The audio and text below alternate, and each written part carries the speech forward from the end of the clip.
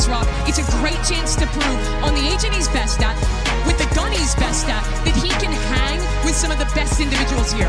If there's anybody who embodies supreme confidence and good clean fundamentals, it's these two casters. Pansy, Hypoc, I'm talking about you, yes, take it away. I absolutely love it when you lie to me, Mitch. But what we have is actually such a test of strength between these two. We have G2, who is made to be a title contender, right? Pushing for wins, chasing that trophy, that first place position. And in such a different spot is BBL. Yeah, and you got to think that G2 are maybe coming away from the series previously now a little better equipped. Again, the issue for me came down to firepower. Now that's something that's going to be at the forefront of BBL's approach, particularly starting on Haven. I love the point that Mimi made as well. Baby Bay needs to be the one to control Kreven, of all people. Yeah. In terms of what BBL want to do on this first half, it's Kreven you need to watch out for on the defense. Again, his ability to anchor and really dictate, become the puppet master in some of the macro for BBL. And already seeing that face off here towards C-Long. And there is a great deal of tape on BBL on this map now for G2 to pour over, get a good idea of how they want to approach this, come in with a game plan in mind. They are the experienced team here. They are the ones meant to handle this. And already, Jaw trying to get in, but Narok going to send him away. Great trade for G2. They've opened up a massive opportunity towards the A site, and hopefully they stay diligent. Rose is tucked here. Leaf not actually following through the smoke, but will be rewarded. Rose just reading into that fake a little too much. Now she's loitering Kreven. Left to try and recover this pistol. And I feel like G2 can just kind of get themselves together and power forward towards the A site. I think they're just grouping on this one as well. A little bit of a re-clear. And Loiter's left on 2 HP, so it's been incredibly hard for him to find any sort of wiggle room. It's removed, as now just one left alive as G2. They've seen this one before, a fantastic start for the G2 side, as that little stack towards long felt readable. I said really key for me here, Rose. Slight misread on G2, maybe rotating away here. Obviously contact was taken by Kreven towards Baby Bay. Already you're seeing both teams done homework in terms of the approach here. Come on, baby! Come on! Great from Leaf as well. Yeah, 3 on the pistol for him. It's just time and time again here in Santiago finding multi-kills. We're talking about him particularly versus Nongshim, the one to go toe-to-toe with that front line. And delivering again here at the start of Haven. And if that's going to be the, I don't want to say X-Factor player, you kind of want to be looking at your Baby Base and Jaws as well, but if he can find a nice kind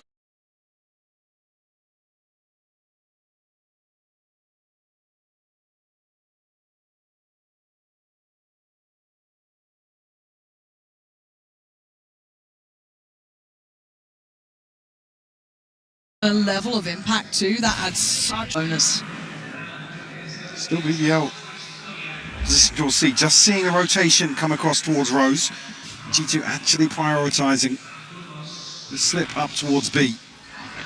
With a couple of players maybe to greet this. I mean, looking like going to molly off here. Keep them at bay for the time being. I think they'll be able to contest initially, but a quick pivot into Garage here on the back of that pressure. I like this from Leaf. Oh, I did get that first shot as cleanly as I'm sure he'd like, but you'll take that. Job done there. Open up that C plant now for the rest of the G2 boys. So this is nice work. Very steady, very meticulous. And that's the kind of tempo I expect from G2. Keep BBL under the thumb. Don't let them build too far. Don't let them get away with the game plan.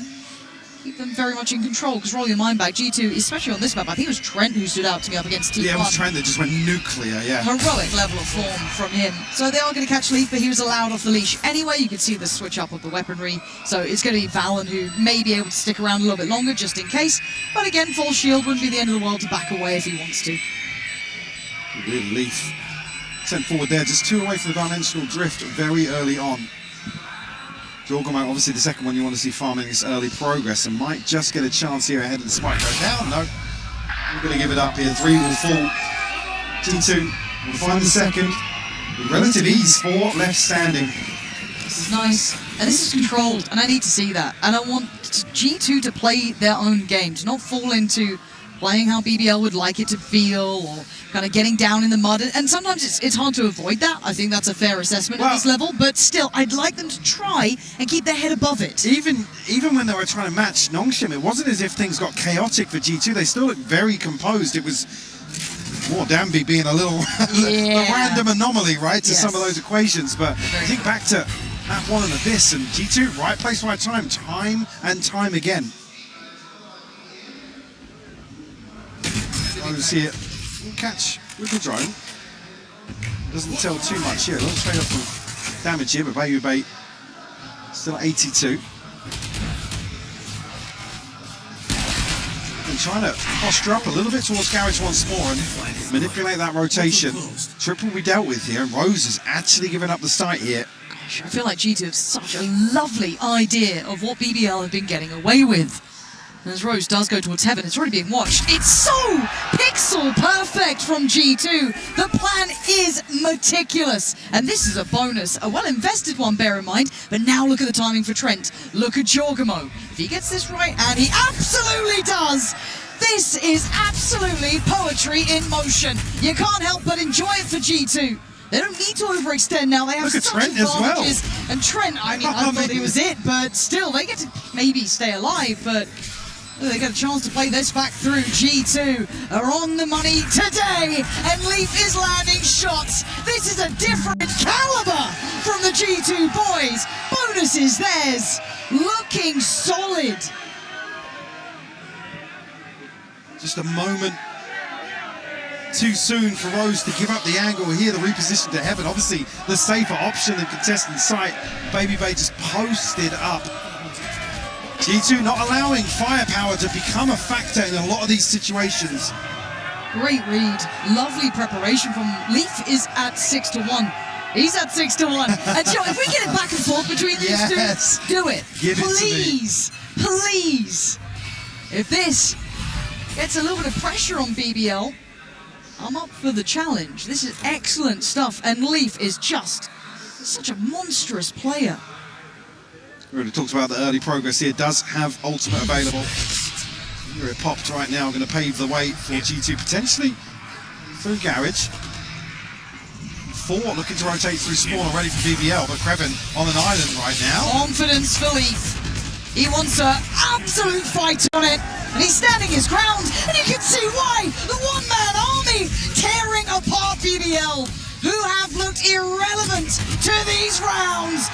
G2 showing pedigree, showing control, and hell, they got firepower to boot. Flawless round to find a 4th. Ball definitely rolling here. BBL need to switch something up. We're back out of this timeout here. We'll have the purchase, don't have any ultimates available just yet. We've barely anybody getting on the board. Just a couple of kills so far for them. 8-1, man. Leaf, what a... Again, this feels like they have prepared perfectly, Mike. I think that when we talked about that tape being there, this has been a really strong hold for BBL, but no other team had been able to maybe manage them so easily or kind of find solutions. But I mean, this is what you expect from a quality team like G2. Yeah, I come back to the same point. This isn't even a firepower discussion, which time and time again with BBL, it's can they actually just frag their way back into a few rounds, string something together, get the operator online for Lovers Rock. None of those factors already here in the opening rounds are going to be an issue for G2. In total control of the map, total control of the tempo. Discipline. Really build against them. Yeah. I'm liking this. Pressure put to BBL. Do they have the ability to even elevate to the same degree we know that G2 can play at? And I think we've all been kind of waiting and watching to see if that would maybe happen with G2. It's been a bit shaky at times, but this feels very nicely prepared. Operators in a out. row. Operators out for Lovers Rock. 4 play stack Yeah. today. Baby Bay's on it. Again, this is looking like they have done their homework. G2 are absolutely in charge here. Once again, Rose forced to back away. forced to feel readable, and they are not getting the fights they want. They cannot activate, and this is purely because of how G2 are playing. First time they go forward and actually challenge this early angle. Invested as well with bodies. Rose now slipping back to more traditional position for him. Lovers Rock down to 6 HP. They might just rewalk mid here, but Rose has been found. He's having real issues here in Santiago of holding down the A site. And Leaf is just continuing to apply pressure to the wound, right? And these three, maybe at one point they would have loved maybe a bit of mid pressure to come in on that flank, something we've seen them have in the past. Here, you'll be lucky to save. This might be top 4 quality coming out from G2, and this could be the difference of the big boys for BBL. Yes, they had a great back and forth with some of the other teams. Hell, they took NRG to OT, map 3. They've already proven they can hang with the big boys, but this is now deep in tournaments. This is deep at an international where you can't keep getting away with the same ethos anymore. And with G2's ability to prep, it's just stunning. I mean, normally we talk about an early timeout and it being for the next round. This is the buy round. This is what they've pieced together to try and find a response, and it's with very, very little resistance. G2 won the round in the first 25 seconds. And it's not the first time. It is not the first time. Even though Baby Bay was positioning up with that op as well, it feels like they're reading how they wanted to bring that operator in potentially. I mean, that check on long, look at this. Rock's not even in a position to try and deny the flash by turning it. Again, Rose caught off guard. Like I said, you've seen that a few times on Haven in terms of him being pivotal, anchoring down the A site. Slight overstep on the clone previously. Again falling here after the rotation. They've actually disconnected from that first engagement. G2 now, a 5-round lead.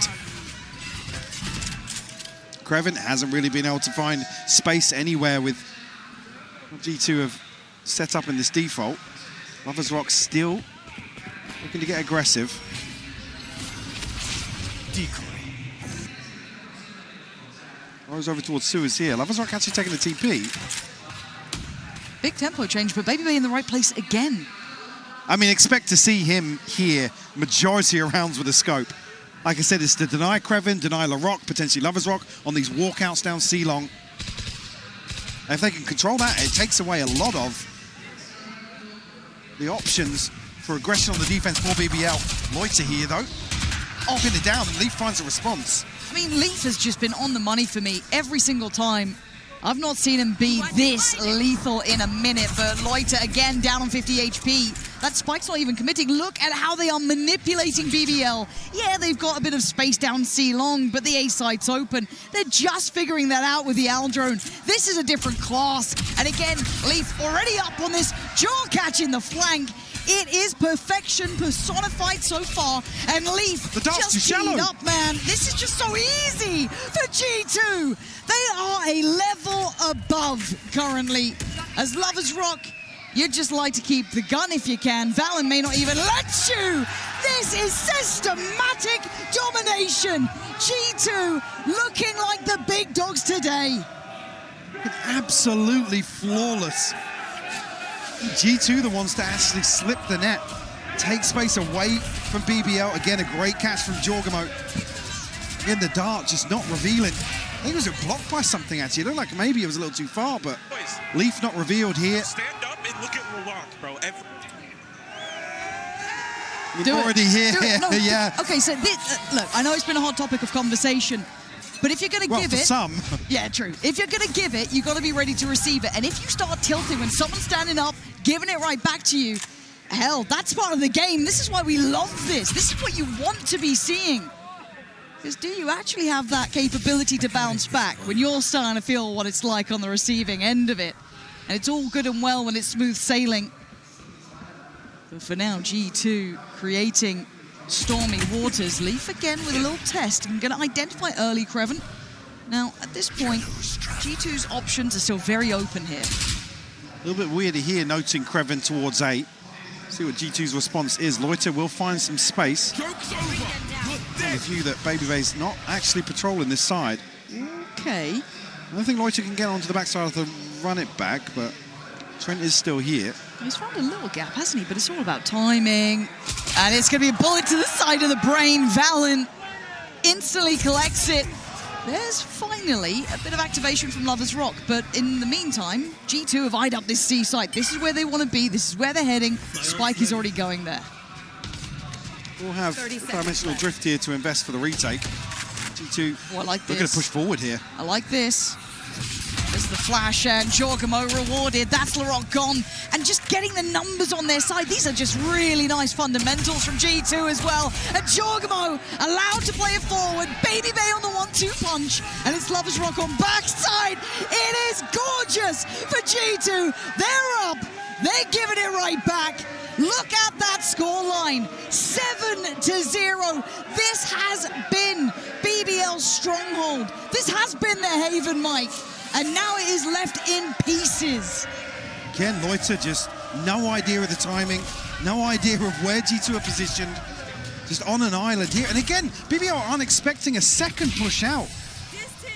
Jorgamo's initial flash here to remove a body in the retake. You didn't even shoot a take.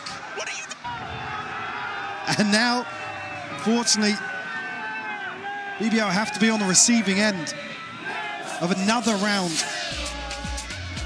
You've got to question the mental now for a rookie roster to be up against this deficit. And the pressure building right in front of their eyes. I mean, the highest number of kills, 2 here for 3 members of BBL. Never seen them start this slow. And it just compounds, doesn't it? You've got Leaf sitting on 10-3. Valen 9-1, Jaw 6-2. Hell, everyone's doing their job here, and they are up.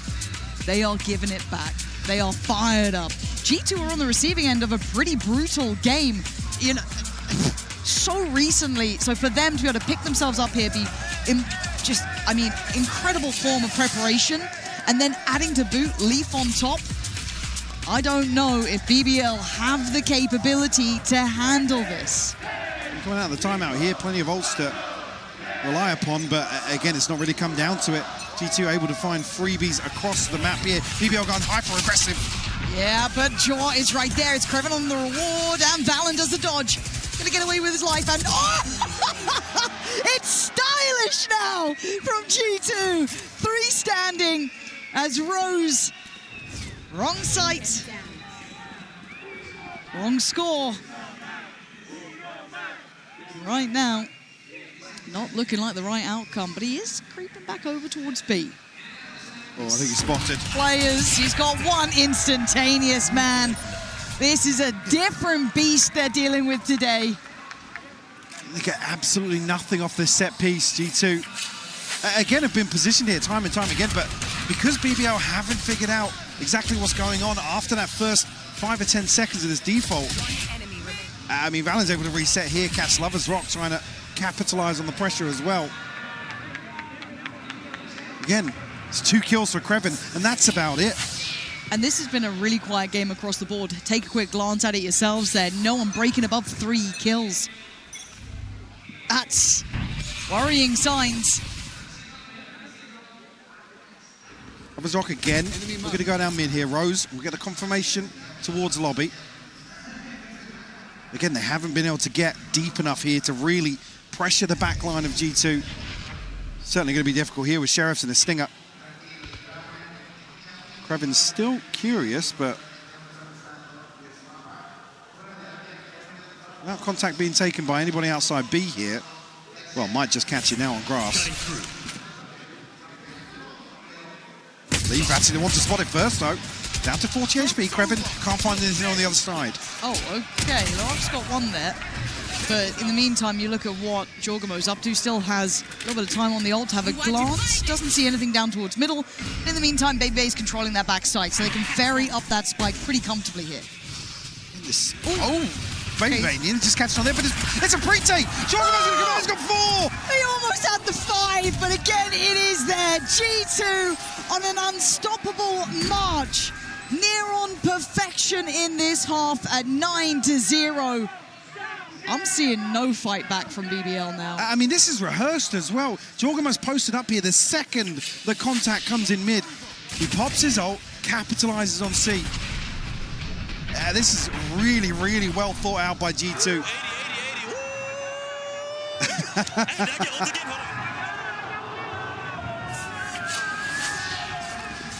Very little that BBL can do here in the last few rounds. Operator back in hand for Lovers Rock. They're trying, BBL are trying! And that's the first sign of light that they've actually had. But it's not safe with Leaf still alive. 2 big kills answering right back. Still has his ult. They still have Lovers Rock here.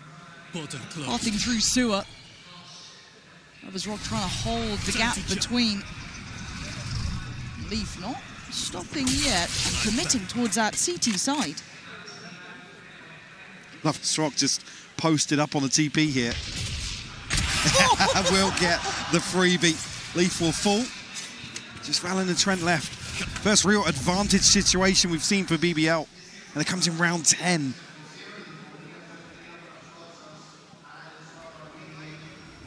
Still a chance here, though. They're going to get close enough to A long.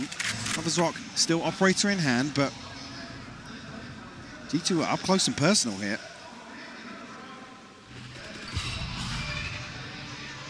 Lovers Rock not going to get given a challenge. They want to secure that plant. The time on their side. Nightfall going to go down, reveal nothing towards heaven. As they slowly build back in. There's the paranoia. It's time to go. This could be the heartbreak. This could be the nail in the coffin. And Trent's got the hammer in hand. Valen on the 1-2. Kreven can't do it. Valen's there. G2 are untouchable right now. Like I said, the first real advantage they've had, and it crumbles in a 2v3.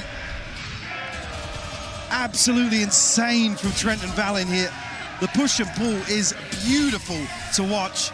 Stunning fundamentals. Look at me, boy. They got him on the ropes.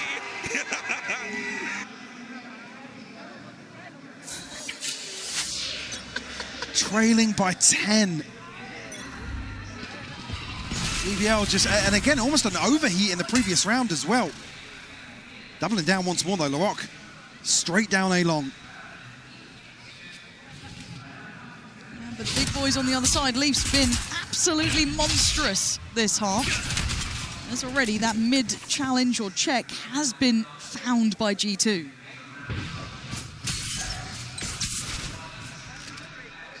We'll find a little bit of freedom towards garage here. Lovers Rock has already repositioned towards site. Again, the confirmation here from Larocque going to be key in terms of nobody holding towards lobby. BBL should have a good idea of how G2 are set up right now. The trip's still not dealt with here, but I don't think Valen's been spotted. You see they're just waiting for BBL to show their hand. That might just be it, Leaf, to shut down Lovers Rock. It's hard to not enjoy it, right? This guy is just getting so much freedom, finally brought to heel, but there's other bodies behind it. Bro's going to catch Jaw in a little bit of a no-man land position, so they do again keep the numbers up. But this didn't stop G2 last round. They may not stop them now. Valen's still breathing, Trent's still alive, Baby Bay up. The Loiter's position should be solid, and it is. The other two trying to find space towards this B site. The numbers are going to be really hard to fight against, but Trent was a miracle worker before. And they might get a consolation round at this point. First found for BBL. I mean, you're praying on a miracle here to string together a second behind that. It's only really Kreven that prevents this from spiraling out of control again. You can see the approach here from G2. They want BBL to feed into some of these setups to just catch this defensive proactivity, the aggression. That is the cornerstone of how BBL approach Haven. Loiter and Lovers Rock will have ultimates here. On the other side, Jorgamo does have the running back. Most cubby to play from. Pop flash in. Spots out one. Blinded. Jaw's done well, but Lovers Rock answers back. It's a bloody battle down on A long as Rose tries to stand his ground. Jaw's got him dead to rights, and now 3v2. Numbers up for G2 this time. Loiter's already over towards ramp, though. Is he actually going to walk this strike? He is! What is he doing? Oh, it's mistakes. You can see it. The frustration. And now, Craven, you're not going to get this done. Burning alive as G2 look untouchable, Mike. This level of form is unfathomable to BBL. They don't know how the hell to handle this team as G2 looking like those title contenders again.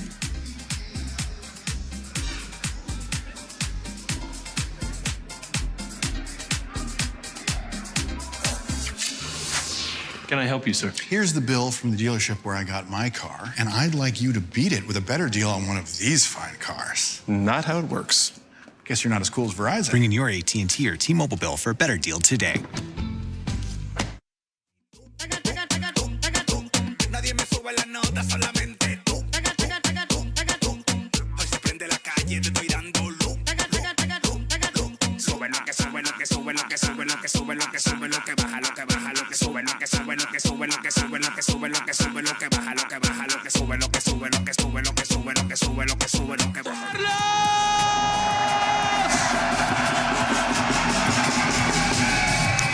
¿Qué partido estamos teniendo? ¿Cómo comienza esto? Por favor, quiero que animemos un poco a los equipos. Comencemos.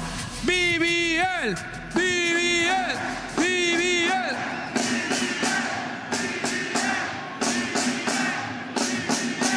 Muy bien, muy bien. Ahora, ¿qué tal si nos hacemos un ole, ole, ole, ole? De dos.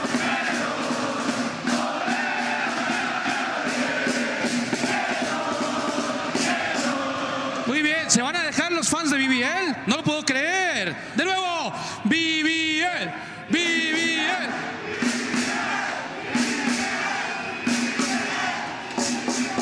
Ahí van, ahí van. I think even the crowd needs a little more to believe in here from BBL. One round, it's not going to inspire you.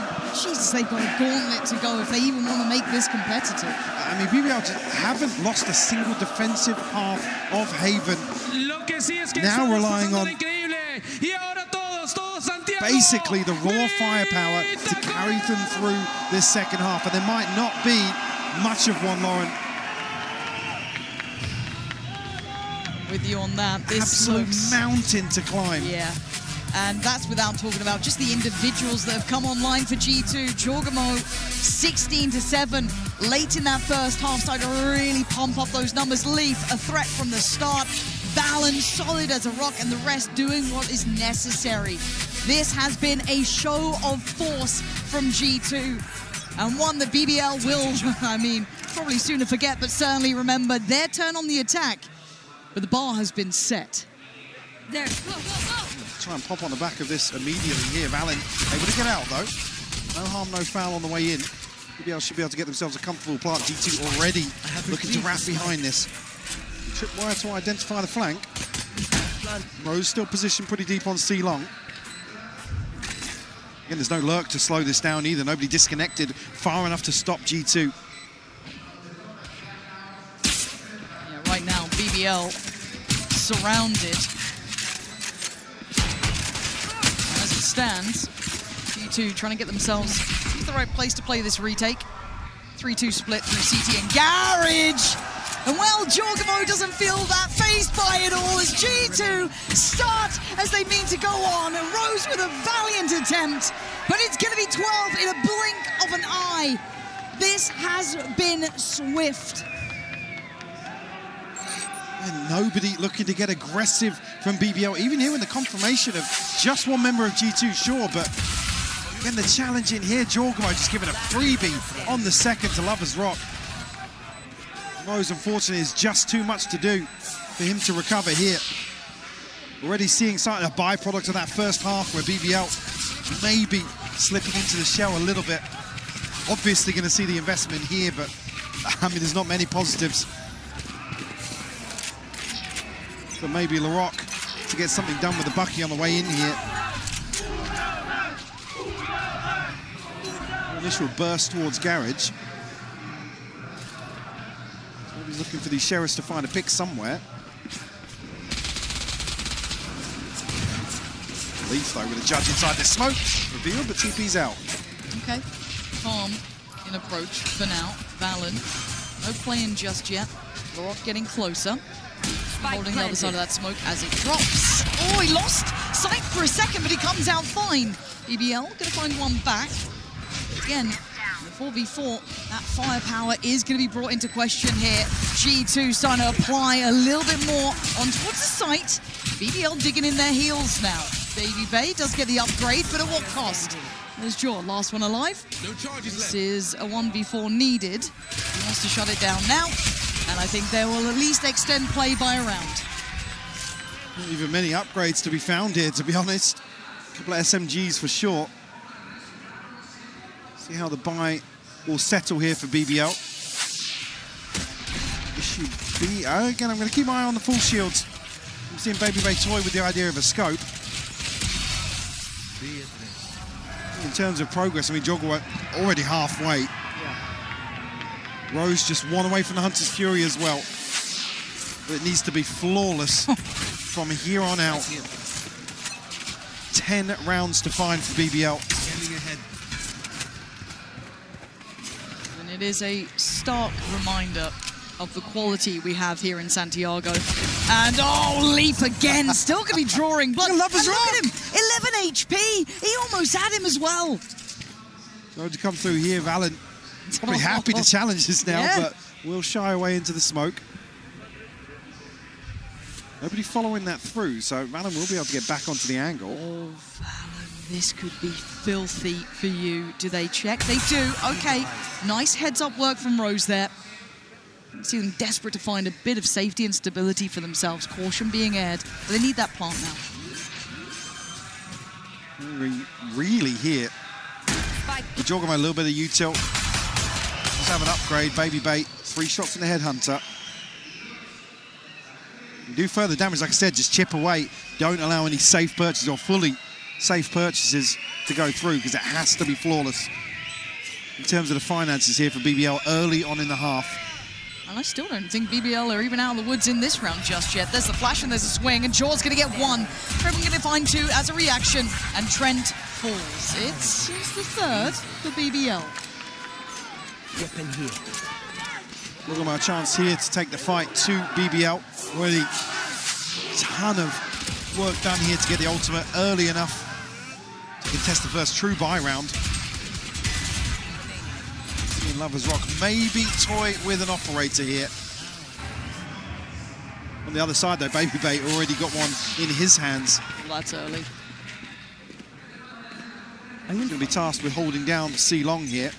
Lovers Rock looking as if he wants to go towards double doors to look for a pick. Early interest from Trent, and it's LaRock to receive a lot of damage. Unconfirmed that the smoke was in play, but still, that could come back to haunt them later into this round. Lovers Rock trying to find someone to open this, and Leaf is probably the one I try and avoid, but a lovely pick there from him. Working the map, as you said, almost starting at double doors, then shifting over towards B. Valen on off angle here in Sewers though. Does have Trent at the top of the ramp as well, but he's actually come away for a prowler. It's caught on long. Valen happy to commit on this, really stalwart in holding this sewer scale up. BBL, do they even think about it? Rose is going to try and pressure and clear through long. Valen still unchecked. They have got to be on the money with this. Loiter tries to challenge. Valen going to find him stunned up. He stands his ground. There is no fear from this G2 side. And with a scoreline like this, you can't blame them. They're having to put everything into it. With a jump scare there on the way back, but Jorgman's found Kreven. Starting to look like this could be a bit of a death rattle back from BBL, but is there more to be found here? Rose trying to puff up the chest and be bold about it, but Flash, stop! Joe's got him dead! That's a spike! That's 2 now, mistakes being made. LaRock desperate to try and make up for it, digging deep himself. Calling the aggression in a 2v2. Needed now, you can see it, just those pixels. He tries to creep forward, doesn't want to give away anything. Playing together, shoulder to shoulder. Trent was masterful at this before. Baby Bay doesn't get the shot, and they are holding on. Trent in the 1v2. Flash goes in, he stands his line. Lovers Rock puts him to bed. 4 for BBL. And they had to fight hard for 4. I mean, just seeing Rose so desperate to punish the ultimate from Jorgamo. It throws the spike out on an island. This is such an insane recovery from LaRock and Lovers Rock. And that's with LaRock tagged up so low early on. The Hunter's Fury being posted just to force Valen out from sewers. The desperation is starting to show. Can they stabilize off that Leaf? Gonna throw a Bucky in the mix here. Stinger for Valen as well. 3-man stack on C though. Don't know if they'll be able to dig that out early. I say 3, it's 4 basically. You look towards A, it's just Trent down long. Lovers Rock gonna note Valen. Does that give away much, or do they do what they intended and continue towards the C side? Baby Bay now on the line. BBL weighing up their options. I don't think there's any confirmation of other players' whereabouts towards Garage, but 2 players here. Oh, so that's Lovers Rock will find Baby Bay. Just a little unready for that. Yep, I'm looking at middle as well, though. We have pressure coming. Trent trying to buy some time. Gets cleared by Rose. Valen going to hear this. They can pull a rotation or 2. That's going to be a... Oh! Okay, that's a big answer. I really thought Valen had that one dead to rights. What's up next for BBL? Leaf with an operator. Jaw with a sheriff. He's just going to send it in. Okay, so they're going to keep it up. I'm down for it. If you want to be a villain at 4-12, more power to you. Leaf would love to try and keep this. BBL, again, it has to be flawless the entire time, Mike. Did I spot that, by the way? Jorgamo mollied Lovers Rock, and he just burnt to death. I don't know if there's any damage initially on that peak, but Leaf here does have the operator in hand. Probably going to try and do some damage if he, well, can get another angle, but... He's being hunted. I was going to say they're hesitant to obviously force the issue here. Slip back into Garage here, and Lloyd's already pushing down long. They should know about this. That's 1, and there goes the operator. Okay, 3 alive. A couple of big ults to play with, but it does feel like a house of cards that could fall down at any moment, right? These are still very, very close rounds, and these were light investments coming up from G2. Now they're back on a good buy here. Another big challenge coming up for BBL. Great catch from Lloyd to here as well. Valen obviously held in place by the trip to follow on from that. G2 call a timeout here as a couple more ultimates coming online. Jorgamo just 2 away from his second run it back already. Do have the dimensional drift and the divide. Can revert back to a retake if they will try and put Baby Bay a little deeper somewhere, maybe find a pick, but 4 rounds here in a row for BBL. On the other side of that, actually, Lovers Rock does have his dimensional drift available. Just missing a couple more points here and there. But again, this is also just a nice momentum break as well. G2 can afford to kind of just take their time on this. There isn't particularly a hurry. This is more just take a second, take a breather, touch base, figure out what's been going on here. As again, you don't want to open up that window of chance. Again, we know it is very fragile at this point for BBL, but regardless of that, you don't want to let them get that confidence. Breeze would be coming up next, of course, so for now, if they can keep them kind of as they are under the heel, that would be ideal. Let's see if there's something in mind here is just the get it done, get it over the line, give us a round. BBL will stack up outside lobby here, whether or not this is just to try and put Lovers Rock on an early angle. Again, caught a bit of damage here initially. LaRock previously. There's 3 members of G2 here to control the space. Maybe it does have that operator here.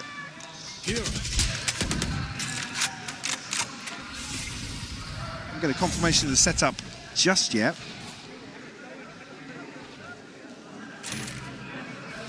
Reposition here, Leaf. Tucked into Garage. Does have the dimensional drift to get right behind this A-site hit if it comes to fruition. It's kind of a powder keg waiting to go. Baby Bay's got a line, gonna have to back away. Still has Trent there by his side, and obviously Valen toward that CT area, but G2 aren't willing to fully commit to the rotation just yet. Still have enough players here. Lovers Rock will be able to identify quite a few bodies if he does go hunting. He's cleared towards that quad side, takes a look towards back sight, and he's going to see him, but Jorgamo finds him first. Now, Jaw has to be careful not to to get called out on here, because look at where that spike's heading. Look at this TP as well. That could catch him here. Do they consider it? I think Jaw does. I Jaw think it's spotted. absolutely does keep it in mind. Loiter might be dead. He is. Chocobo at the helm of decimating BBL here. Down to 3 now. Look at Desperate in this. We'll be able to get onto site here. The scale up actually conceded by G2, but It's Leaf's crossed. still here. I don't know how they're going to make it across safely. Okay, that's it. They just get the timing right, have a little bit of a posture up towards Garage. Plants now in. It is a 3v5, though. They've got the divide. G2 have every single tool necessary to make this one hurt. Jaw, that's 3. He wants more. He might get some more here. Still on the hunt for it. Oh, Rose desperately tries to hold on. But G2, remembering who they are today, making BBL look mortal, proving they bleed like all the others.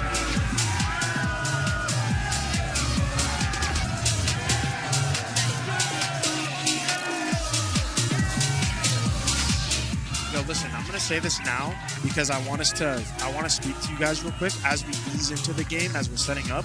Yes, sir. No matter what the score is, I need energy from Nate. I need locked in dives from Alex, confident dives. Trent, I need confidence to your teammates. The way you speak to each other is the way we're gonna play. Okay? Let's go, boys.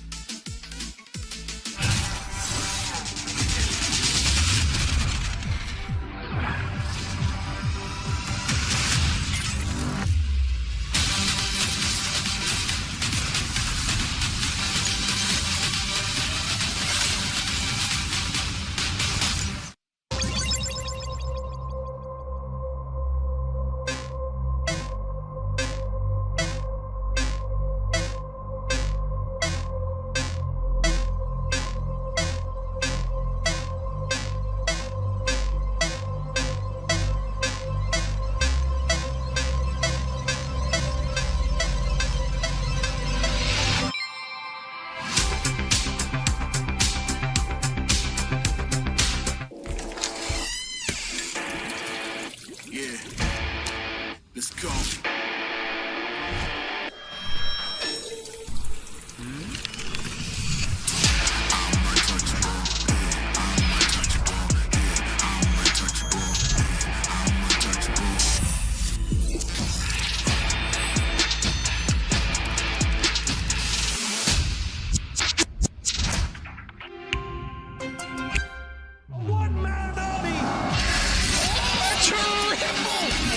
He's hunting down that title. The time to write the next chapter in the esports history books is finally here. And they fold it in his hands yet again. Steps up to the plate, and he can knock this one out of the park. Now they shall be engraved alongside the greats.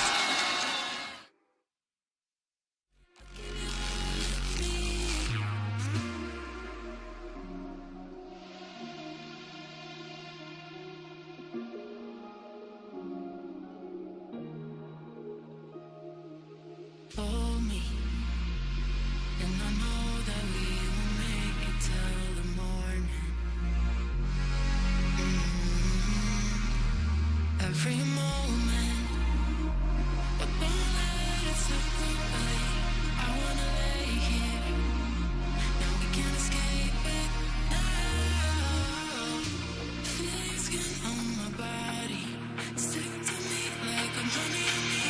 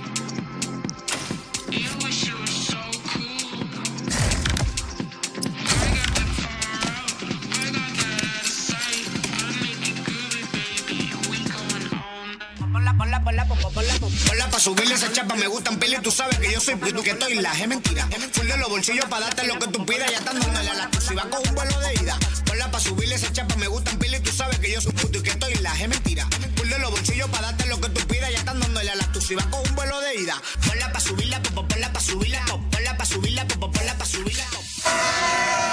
Here with Josh RT of G2, dominant win on Haven. What is your evaluation of BBL on that map and how they played? Honestly, I'm very, very impressed with BBL. When I watched them, I thought, man, this Rose guy, he has like great IGL calling, and I'm very, very like impressed about how they structured their team and all the pressures they apply. So it was a lot of overnight studying for me, not a lot of sleep, but I feel like I prepped the boys well to show them like what to expect, and I think we handled it well. Hopefully we keep it going. I know map 1 we usually do all right, but map 2 like sometimes we fall back. So I gotta make sure the boys are locked in. Okay, well, one more thing, because the boys were extremely hyped up. We've never seen Leaf stand up so much. Is your plan to tell him to keep it going, you know, let him have it, or whoa, tone it down? He had a great first half start. I think in the second half, I think it got into him a little bit too much. So as usual, I'll make sure like he tones it down a little bit, like make sure he's even more even-keeled. All right, thank you, and good luck on Breeze.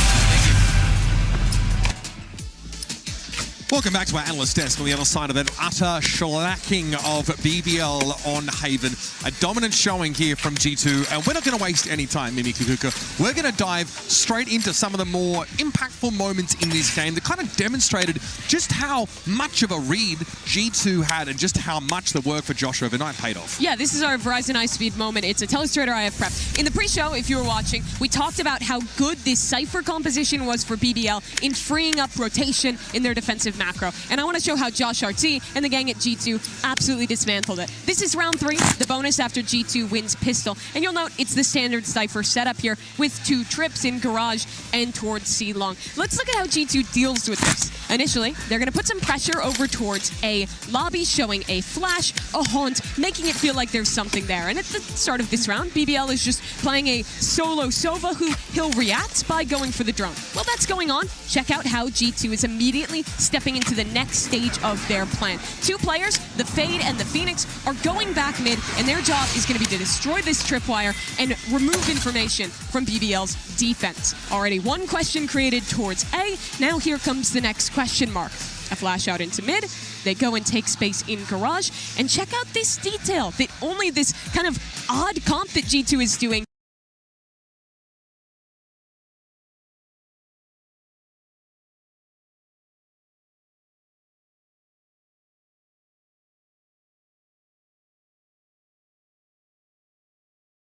can bring through. From Rose, who felt like that was going to be more of an execute on the C side of the map. And now there's a question mark here, question mark in... So tucked into garage. Does have the dimensional drift to get right behind. It's a free contact into A, and Baby Bay perfectly holds for Rose to swing for one of his 3 kills that map. As they walk in, it's now a post plant, and there's even more. Check out these players that got embedded up. They hear the rotates, they contact forward, and they absolutely eviscerate BBL. This 11-1 was brought because of prep, anti-stratting, and a perfect read from G2. Mimi, come on, he had 4 kills, you know? I'm sorry, don't do it like sorry, that. Listen, he had 4. No, but listen, we had the expectations set for G2. We knew that they were going to be prepped, but they ticked every single one of the boxes, breaking the utility, making them over-rotate, the individuals popping off. And speaking about individuals, we need to talk about Jogimo and Leaf, especially about Jogimo. You saw it, you showed it there in the Telestrator, but I think all throughout the map, all through and through, even in the last rounds where G2 was struggling to close this one out, it was Jogimo time and time again. And we can say the same about Leaf. The amount of space that they found, how controversial it was to go up against them, and all of the flashes that they were putting. We know that BBL likes taking on those duels, and all of them favor G2. It does feel like also, because you have utility damage off the Blaze Wall, you don't need the shock darts to clear some of the Cypher utils. So it opens you up to bring the Fade in here alongside this already really impactful double flash setup. Yeah, there's so much utility to bully players off lines, and I think that's really why this is great into Double Duelist. You see those re-clear rounds, that was a big fixture for me. Flashes were excellent at shutting the Duelist down, especially when it's combined with that Prowler. You got a little dog running at you, a flash coming for you, and we're talking a lot about the macro, about how good this prep was, but individually, I mean, how damn good was Jaw? 25 kills? Cho didn't even need to play. That was insane. I think that he didn't even have duos with some of the players. And on the other side, right, let's speak a bit about BBL. We've expected Rose to, change a little bit things on the Colin and whatnot, but it really seems like everything just happened too fast for them to adapt. And the ideas that G2 kept bringing in did not make it any easier. We also have to talk about and draw some comparisons with Larocque, right? He did not have a good map, and it resembles a little bit about what happened against NRG. Yeah, not what you're looking for BBL if you need someone back in the game. Now, my big question for BBL is, have you learned anything now? Let's hear what Coach Key had to say ahead of map 2. Here with Key of BBL now. Coach, 11-1 first half on Haven, which was your pick. So why do you think the gap was so big in that first half? That was the start like we did against NRG. We just didn't show up, and we have no brave to fight against them. But like we played Energy, hopefully it will be like this on the second map and the third map. Slow start, but the boys are locked in and you guys are ready to go, right? Yeah. Yep. Okay, thank you so much and good luck. Okay, so Key of the opinion that this is exactly the same issue they had against NRG and they just quote-unquote didn't turn up. I disagree. I think that the key to map 1 was G2 watching the VODs, coming in with very strong specific preparation of how to dismantle BBL's defense, and BBL not changing enough to adapt. I think that's more core than just individual underperformances. But I think it does hold the resemblances with NRG. Do you not remember that Pearl and how they were so sure about the composition and whatnot, and how they dismantled it? So I think that there is a point that Key has there. Now, can he find the same solution that he did against NRG? Speaking especially about Larocque, as we take a look at the Agent Select, another player that I think we highlighted a little bit in that highlight was Leaf. And I think that for me in this map, even starting on the attack, I really have high hopes for the performances that he's going to have. And for BBL, Larocque has to tune in again. Yeah, it was a really great read map 1 from G2 of how they moved around the map on their attacking side. I'm expecting them to want to play similarly here. The Breeze is a different beast. It's a lot easier for the individuals like Larocque and Lover's Rock to get involved and win it that way. This is a great chance in my mind for BBL to get back into the series at what they're best at. And do not forget what's at stake. We're speaking about BBL with the potential of making history, and it's not going to be an easy one to make. All right, let's jump right back into the action after a quick map 1. Pansy, Hypoc, it's on you. Well, this is the fun part, isn't it? Breeze now coming up next, and BBL with a brutal wake-up call of the difference of these sort of levels. You earn your legacy here. Santiago leaves nothing to be hidden, nothing to chance, as G2 have set the standard and they've set it high. Yeah, and I just want to come back to that again, just to note, Larocque seems to be the king of map 2 for BBL. Talking about previous performances here, but you come to a map like Breeze, and there's just huge opportunities for a team to completely disregard timings, disregard macro, and just take the fight to you. G2 now, with the upper hand in this series, and the upper hand in terms of the mental game on the stage, I think there's a real likelihood here if Jorgimo and Baby Bay just want to try and knock this out of the park. Well, that's it, isn't it? Do they have that killer instinct to just put them down? BBL better be ready, because Jaw... okay, been put to bed pretty quickly, but the trade's there for Leaf. So those floodgates to the site are open for now. BBL close enough by the broken wall, but the plant's going to be in. But look at Rose's position. Does he get the timing on this? He has managed to slip to window. Checked on by Valen. So there is layers to this. We are still in a 3v3. Oh, Baby Bay looking to get back behind this through mid. Flanks on flanks. Reposition towards that. Lloyd is going to be caught here, Baby Bay. A little bit of chip damage as well onto Larocque. Doesn't need to do too much now. He can kind of let the others cook a bit here. Still utility on the plant to allow G2 to build time. Larocque with another tap. More utility put into play. Trent still happy to toy with him a touch. Rock would love a fight. He's not getting the one he wants. As Lovers Rock now already in the round, but G2 have everything they need here. This should be done. G2 with a great start. Simplistic in approach and what you want to be seeing. These early rounds key for BBL in terms of getting a couple of these players online. Already mentioned the Rock, but also Lovers Rock, a much slower map. A couple of individual performances from him a little lacking. He's so crucial to their success. See any investment here from BBL. Maybe by toying with a scope, but there'll be 2 Bulldogs brought into this. A couple of SMGs as well, so well-rounded purchase here for G2. Rose on the other side of this on A main. We have the drone, all invested as well, so he decides to try and challenge here.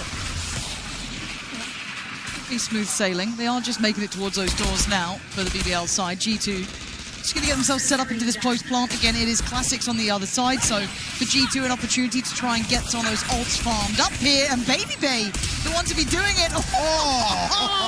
Are we getting a vintage Jorgamo performance today? I'm up for it, man. Super crispy from Jorgamo on the Bulldog. BBL, unfortunately, gamble stack elsewhere on the map. Beautiful kills from Baby Bay as well here, actually. Didn't even catch that second one. Really lovely from Jor, though. Let's go. All right, I'm back. I'm back in it, boys. I'm back in it. Very comfortable start to build up a bit of a cushion here on the attack for G2. Jorgamo, Baby Bay, both halfway to ultimates already, very early on. What's the response here in the buy round for BBL? And I feel like just momentum-wise, mentally, they need to kind of get a grip back into this game as well. Obviously, that first map, it's easy for us to kind of maybe reset mentally ourselves, but for the teams, this is just very oppressive to handle. G2 would love to continue that. Don't think that Aldron's going to quite clear the corner you would have liked, so Rose is going to be behind the curve on this as Jor now gets a step towards the site itself. Catch Kreven as well, at least a glimpse of him. Leaf now backfill the space. That's his double from Daunt here. Oh, hold on. Loiter and Lorok still putting up a fight. Loiter does well. Rose then on the swing. Better. Much better. Fighting as 5 this time. BBL happy to make these snappy decisions. Wasn't expecting a full commitment out of double doors here, but BBL still showing signs they're happy to be proactive. Not necessarily dwelling on that 13-5 on Haven. And again, a massive positive to see. Yes. See some of these players activate. And again, you don't want to see Larocque being a map 2 show from him. You see everybody step up here. BBL have any hopes of recovering this series. G2 have shown depth, individual capability, preparation. Well, the list is pretty long. So BBL are going to have their work cut out here. Lovers Rock already trying to play through towards elbow. It would be Jorgamo on the other side, a bit deeper. I think he's just going back around. And it's these quieter rounds I want to see what BBL want to achieve. In terms of the bigger picture, at least here happy to respect the purchase. I mean, Leaf actually down on a Sheriff, but rifles across the board here for G2. Deploying drone. Already Lovers Rock taking the TP across this side. It's a good read from BBL. Don't be cautious of mid, though. There's a lot of pressure coming through double doors. My eyes are still on the rock for now. It's, as you said, depending on how much pressure these double doors players from G2 can actually apply. Loiter's done really well to help them out. Keep at least a bit of safety with Larocque, who's taking a bit of damage, but Baby Bay, oh! Brutality from G2, powering through towards the site. Plants up, they've got nothing to stop it. Trent was waiting for a second to let him know. He hadn't even got the plant down yet. This is a site that's stacked with 4 members of BBL, and it's only Jorgamo to fall. Kreven, rifle in hand, left to wait this one out. Leaf not going to allow him such freedom. Kreven just checking. That smile. That damn smile. That damn smile. But still, for G2, it is going to be grinning after that round. As you said, going into the stacked site that you kind of felt might have had a bit more fight back, and you got Baby Bay absolutely just punching them down. It's a scary prospect now because we know that G2 can walk into these bigger, heavier sites and come out pretty cleanly. Yeah, I mean, it's just a clear difference in the fundamentals. G2 hit their stride on map 1. Like I said, it's why my eyes are on these slower rounds, maybe towards the macro ahead of some of these site executes. Loiter, I mean, a freebie, yeah, caught by Loiter there is beautiful from Trent. Yo, LaRock, hit a shot.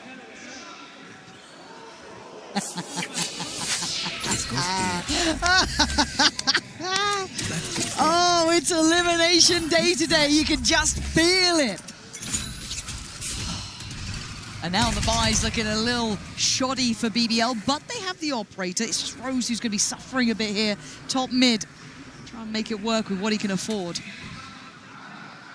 The other side does have a scope as well. Not many light shields, but crucial here is LaRock doesn't fall immediately. Oh! He's good for 2. He's hitting shots now, baby! That's 3!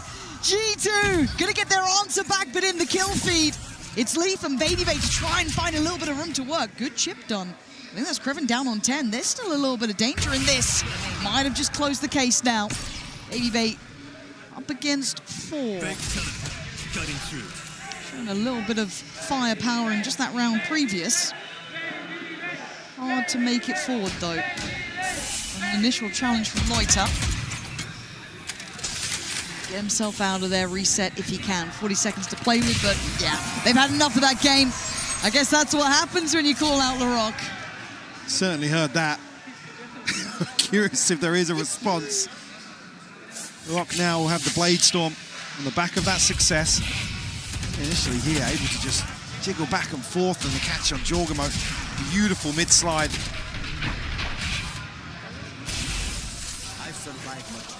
Elsewhere, I mean, Lovers Rock's 1 away from the dimensional drift. 2 more points for Loiter to get the pit. And if you really think that G2 can't talk shit, just keep watching this game, man. They're ready for this one. Oh, a catch on Leaf, actually. Well, just on the leg, it looked like 13 HP is what Leaf gets to stay alive on, but still want to go for the pop here, G2.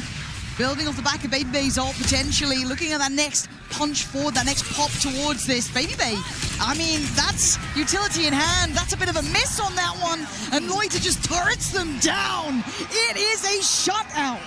Flawless hold from BBL. On the back of the dimensional drift to try and open up this site. Amounts to absolutely nothing for G2. In some of these more crucial momentum building rounds for BBL, now going in their favor. Got the upper hand in terms of this next cycle of ults. The investment coming there for G2.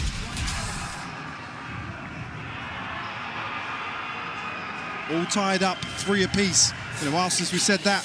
Yeah. Okay. Divide available Hunter's Fury here for G2. A couple of win cons that might come in if it goes right, but no respect given. It's earned here today. Rose holds the line and he holds the double doors. Takes away Jaw, who looked like he wanted to pop there off the quick pressure.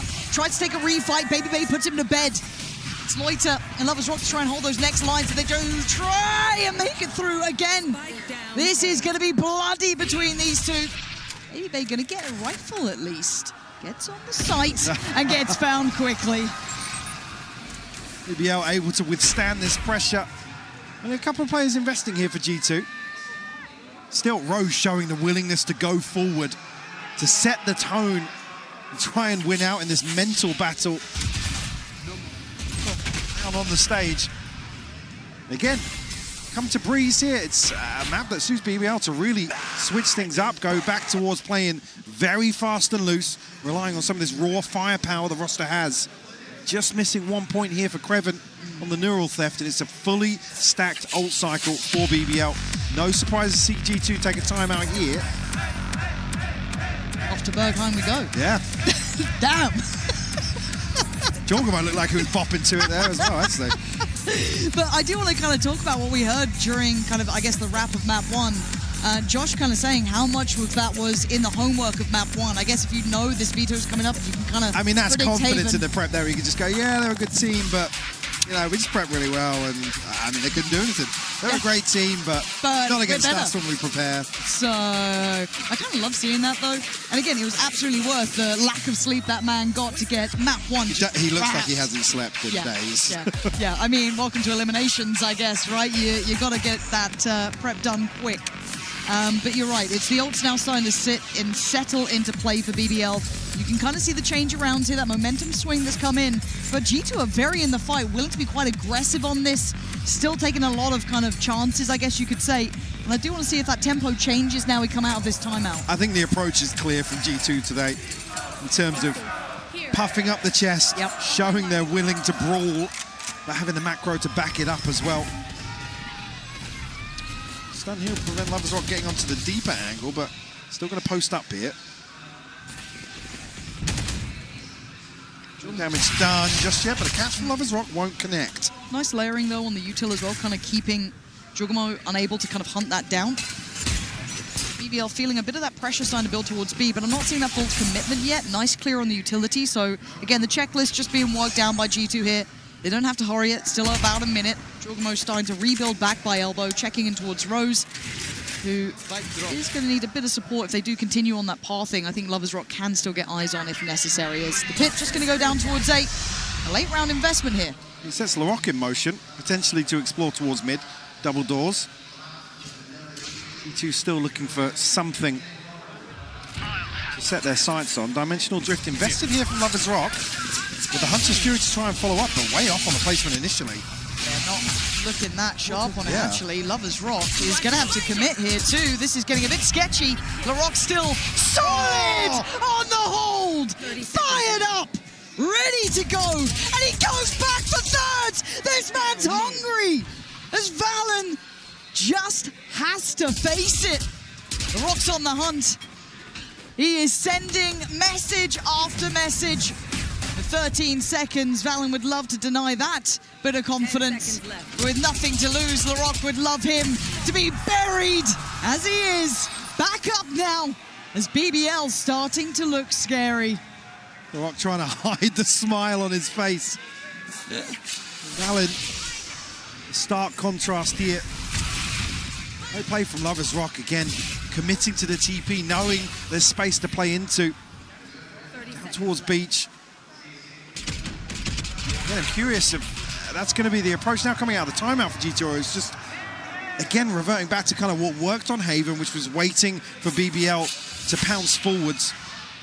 And get much of an opportunity. It's a huge investment for BBL. Coming out with just the Blade Storm. It does put G2 back onto an awkward bite. Couple of pistols, couple of stingers. But G2 did have quite a nice amount of success towards the A side of the map when they kind of, I guess, split through door a bit, had that nice punch to it. A little late on the util, allows Jorgamo freedom, and he isolates Rose. He's got to know there's another player here. They know that Lloyd is nearby. Jorgamo would, ideally find him, and G2 again, threading the needle. Larocque, though, 5 HP. This is a bit of a tall task. Yeah, G2 showing them how it's done on this one, going back to what was working before. Dismantling this A-side hold. Get themselves into a post plant here. Lovers Rock and Kreven have to try and recover this. Cross is lethal, though. And there is the kind of eventual wrap that's coming through on middle. Kreven's going to find Baby Bay. Trent is only going to get one, so it's down to a 1v2. This is difficult, but not impossible. Lovers Rock, though, has a look towards Valen, but he hasn't caught the timing on Leaf, who was that eventuality for a MasterCard thrifty turn. G2 once again showing they still have options on A. Insane round to pull off. The BBL slight misread in the early setup here, and unfortunately Rose going forward once more. Try and greet G2 on the way in. Unfortunately, Reuter just slips into the gap. Backside of that Viper's wall. Big swing round for G2. Yeah, it's huge. Response here found after 4 rounds in a row for BBL. Still trailing by 1. Baby Bay now with an operator in hand. To be noted early on. G2 very quickly drift back over towards the B site. And BBL probably trying to position to catch the pivot back into mid. But with Krevin on an island, I don't think that's coming. No. Waiting for that TP timing as well. There we go. Taken now, joined in towards middle. G2 not clearing. Okay, there. Clearing at least that front approach. Still got a bit of safety for Krevin to play into. This is a much different pace coming out from G2 here. Very slow and steady. But still very focused towards B. They're going to see the operators here. They're going to hear the operators here. But do they find Krevin? Yes, they do. So they've got full idea of what's in front of them. Jorgamo now should be able to work forward. I think he's got a great idea of where that Cypher tried to hide to as Jorgamo now takes side control. Rose, unexpected but adjusted to. Jorgamo, great diligence. Till then, head removed. Valen catching the back line. Loiter gone. This is great stuff. Larocque wants to go, though. He wants in, and he's just been let off the leash. Clears back sight, but G2 do not want to let this one slip. And now all on Larocque in a 1v4. Near on impossible as Trent ensures it. Safety at the end, but G2 now showing diligence on both sides. Especially with that pace change in the Thrifty, you can see BBL reading into that. And it's unclear exactly what the approach is here for G2 coming out of the timeout, but at least here have stopped that momentum, forced the timeout for BBL. Consider their approach, and the money's still sitting okay for BBL. Really seeing an operator. Keep looking at me. The second one. Leaf still egging them on. G2 on the brink of having both duelist ultimates here. The last 2 rounds. Larocque leading the charge here for BBL. They desperately need to make a stand here on this map too. Again, only going to have the neural theft to work with. Like I said, a massive investment on that previous round. Yeah, opened up quite a few chances for G2 now to kind of regain the scoreline and control on the half. The fact they were able to build back with 2 just now and the way they've done it, it should put a little bit of fear in BBL. They've been broken on that A side, broken on B. They haven't really been able to get Larocque there early enough to find impact again.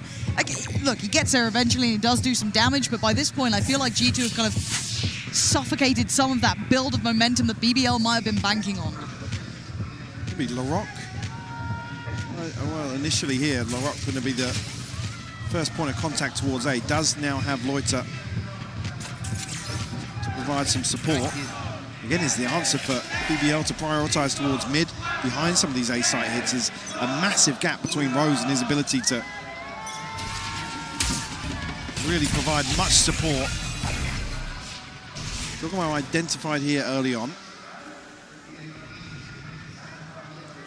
Switch up of positions for Walker, but he still looks as if he wants to challenge. Revealing area. It's drawn Rose over towards that A side quite early now, leaving top mid available. See G2 unaware of that just yet. And a clear difference in pace. Now, what does the drone spot though? Absolutely nothing. Other than that initial tag onto Jorg with the recon. BBL forced to figure things out as they go here. Valancourt down to 10 HP. Larocque able to keep them at bay for the time being, but this pressure in mid is starting to mount. And nobody here to catch it now. Rose is repositioned towards B site.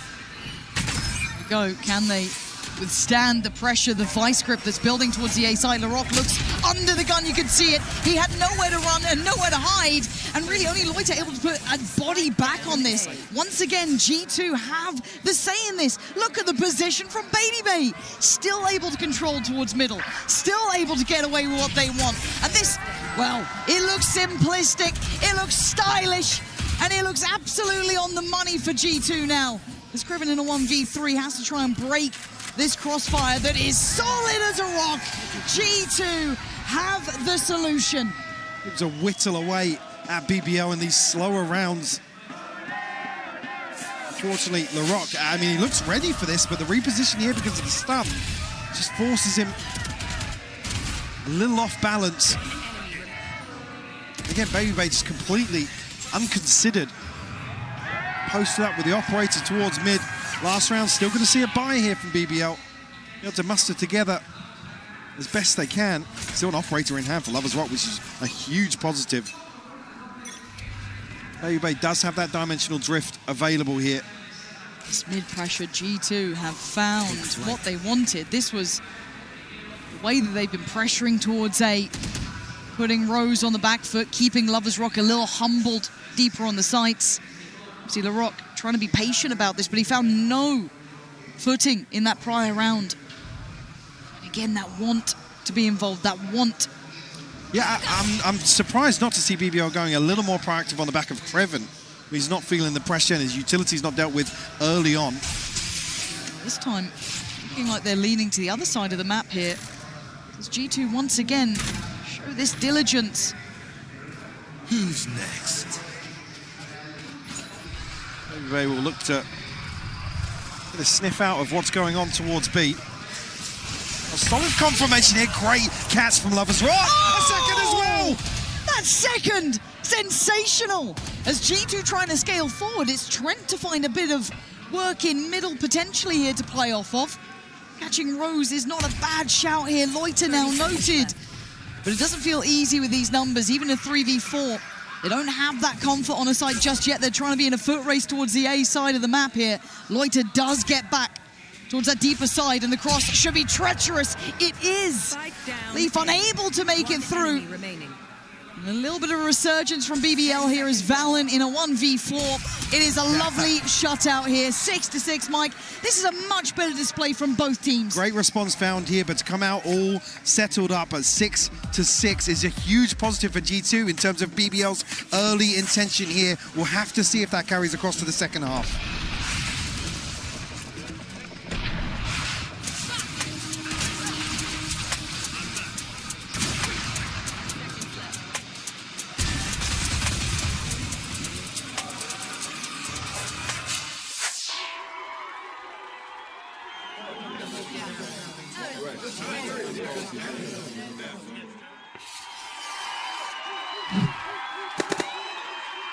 Red Bull gives you wings.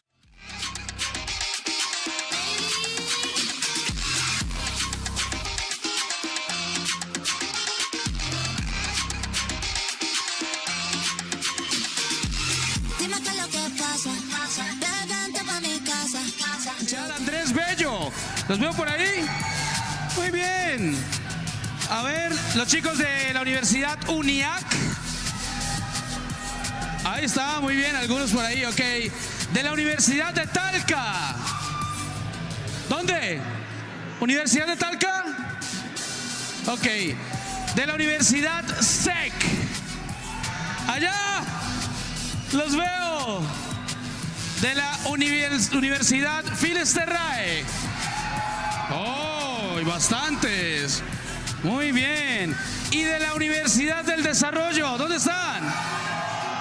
Muy bien. Estamos muy bien. Bueno, la estamos pasando muy bien. El partido está increíble, la serie también. Vamos a ver qué va a pasar. Pero yo sí quiero escucharlos. Santiago, griten con el alma.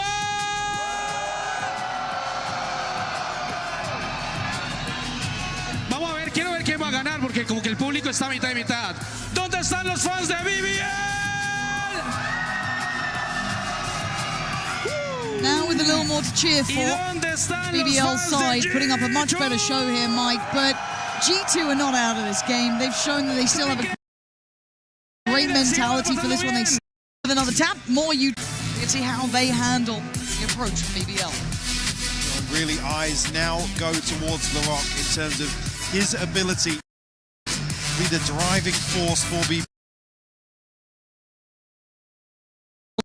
You can already see the intention here for BBL isn't to shy away. A much slower tempered approach to the defense overall, but here certainly want to see them get off to a flying start.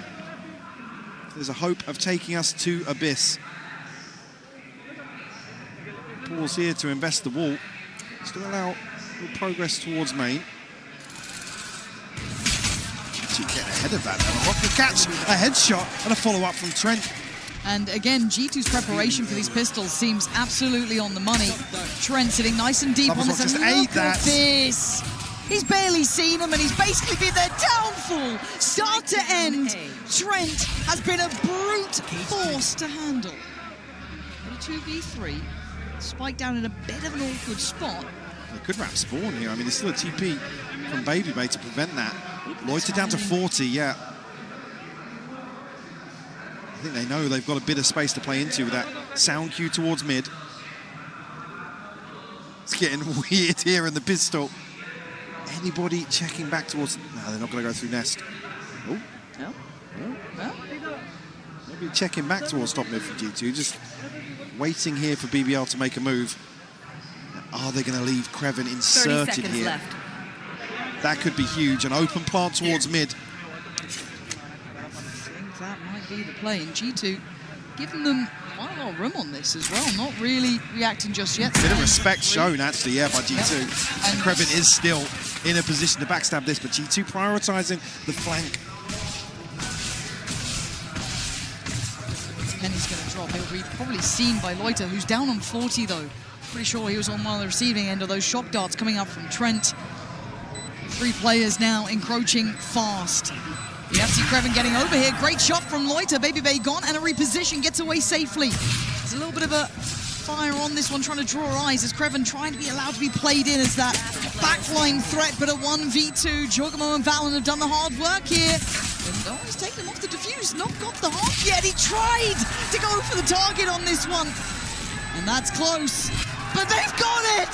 G2 making it back in time with barely a second to spare.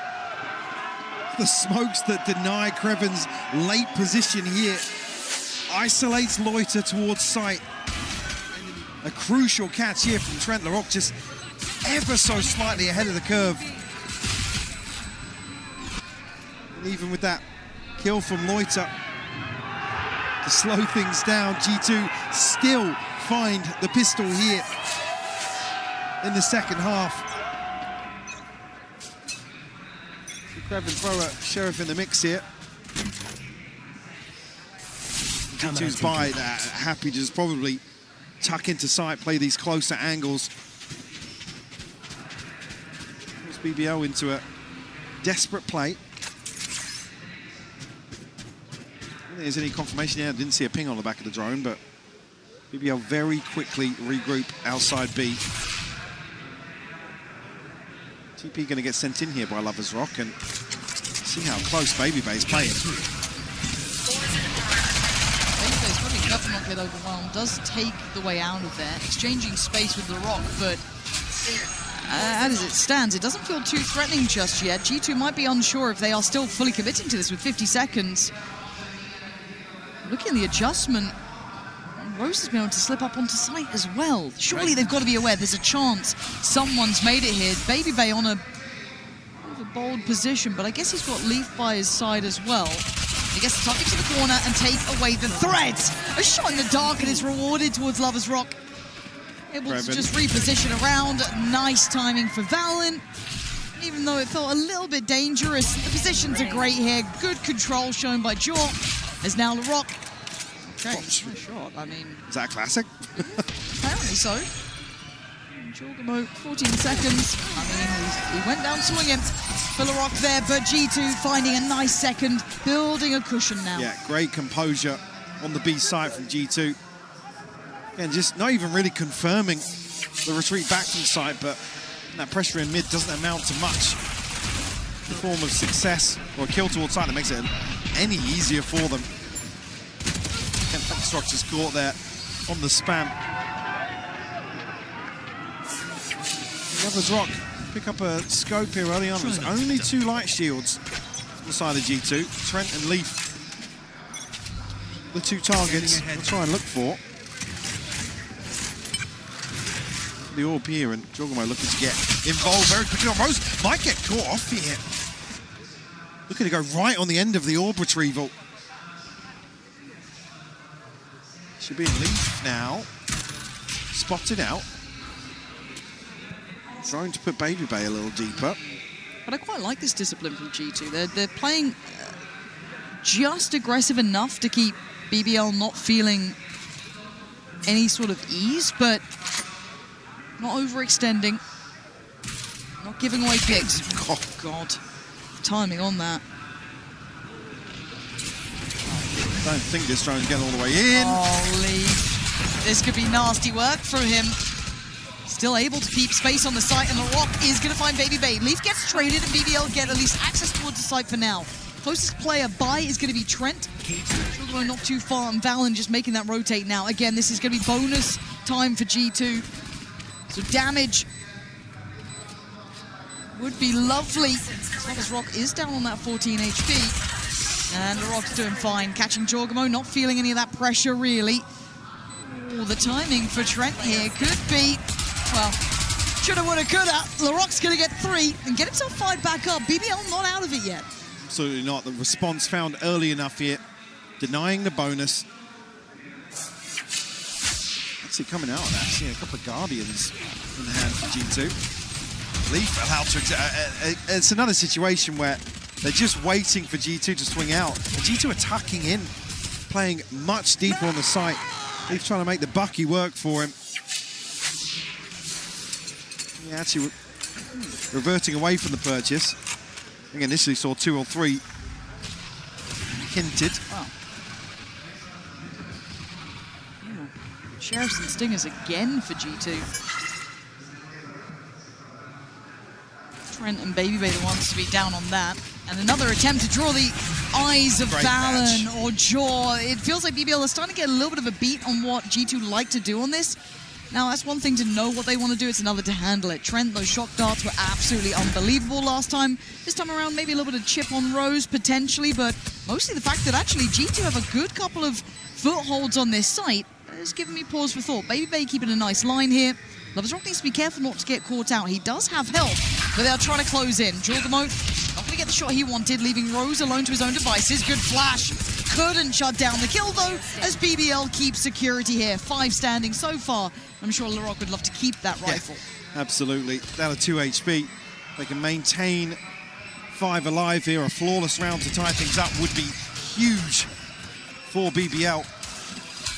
Leaf spotted here. Dying out, Rose. He's just chomping at the bit, man. I mean, Leaf's kind of nice with this, though, but he can't get it all. So takes down Rose. But again, 8 to 8, tied all even. And I like what we're seeing from BBL in the form of kind of finding out how G2 like to react to things. Yeah, but yeah, we're seeing a little better in terms of the approach here. I said G2 happy to slow things down a little later once BBL make progress towards site. Trying to be a little bit slippery, but conscious of potentially any aggression on the side of G2 to capitalize on that quieter start to some of these rounds. Only the neural theft available for BBL here, but good progress elsewhere across the board, actually. Operators in. Baby Bay's going to have that in hand. And it's pacey. It's looking like a tempo shift coming out from BBL straight towards the A side. Baby Bay is here. Valen's got his side. Going to be traded in on. Baby Bay's got to land it. He does. Trent, lovely support as well. This is synergy in action from G2. Maybe BBL thought they had a bit of an easier access point. It's not the case at all. The buy finally in place for G2 has totally turned the tail of this round. The plant's in. The 2v4 is a lot to ask for. Yeah, the ult prevents them from really getting aggressive here, so they're huddled into sight. Yeah, trying to find a corner to play from. Baby Bay's having none of it. Rose, your last man alive. Back to the wall, G2. Boss standing, punching back up on the scoreline, putting themselves on 9. Little theft investment comes. LaRock one away from the Blade Storm. Lovers Rock one away from Dimensional Drift. So a good opportunity here for BBL to recover. The operator is causing too many issues here in terms of scaling any further forwards. Nice, Trent! Let's go, Trent! Let's go. The pace change handled very well by G2. You have a Hunter's Fury in the divide of their own. Leaf just one away from a pit. It all comes down to spy around here. It's going to throw BBL off kilter ever so slightly, but LaRock does have the Blade Storm to counterbalance that. Yeah, and I'm interested in this timeout. If it is how to handle that operator now in play, this is BBL's timeout. Maybe just kind of how they want to approach the map from this point onwards, because I feel like there was room to play for G2 in the opening couple of rounds. Now we've seen that buy start to kick in. Now we're seeing those ults on the horizon as well. This has to be a very well thought out re-look at this from BBL if they want to stay in this fight. Really actually coming out of that early exchange. G2 with an upper hand, considering the buy behind this. Again, I'm just curious now, especially with the operator. Babyface happy to go a little deeper in towards mid. Again, just heavy anchor these sites.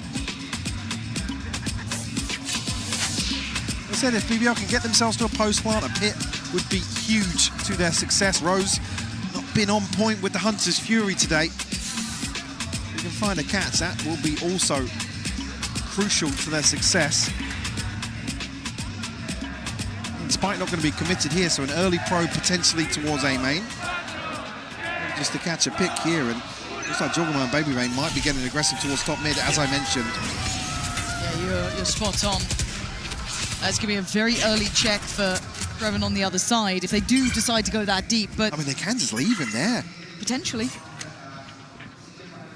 BBL will retrieve the orb outside A, and I've got to argue now, going to make inroads towards the B site.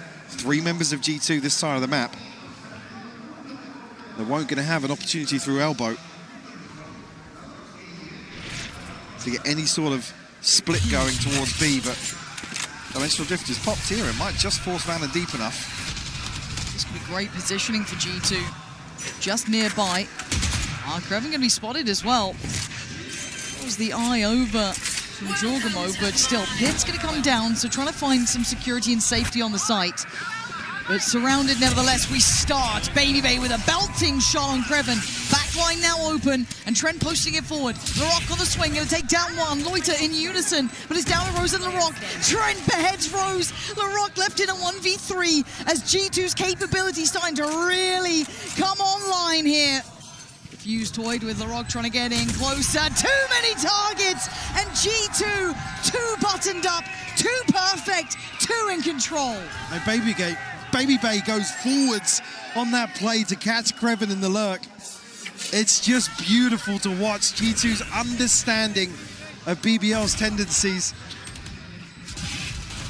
Even here, it's so well invested for BBL to be able to stick the landing on this post plant. I'm so locked in, bro. Oh my God. I mean, he's absolutely right. He actually is. Kreven even knows he has an opportunity to slip away from the drone, but he's spotted. And then he's just kind of barreling back towards window. Again, I have to just give credit to Babybane here. He is having an exceptionally impactful performance. We've seen his lows in some of the previous games where he's just not really come online, but this time he is very, very present in this. Cutting through. And another question to be asked of him.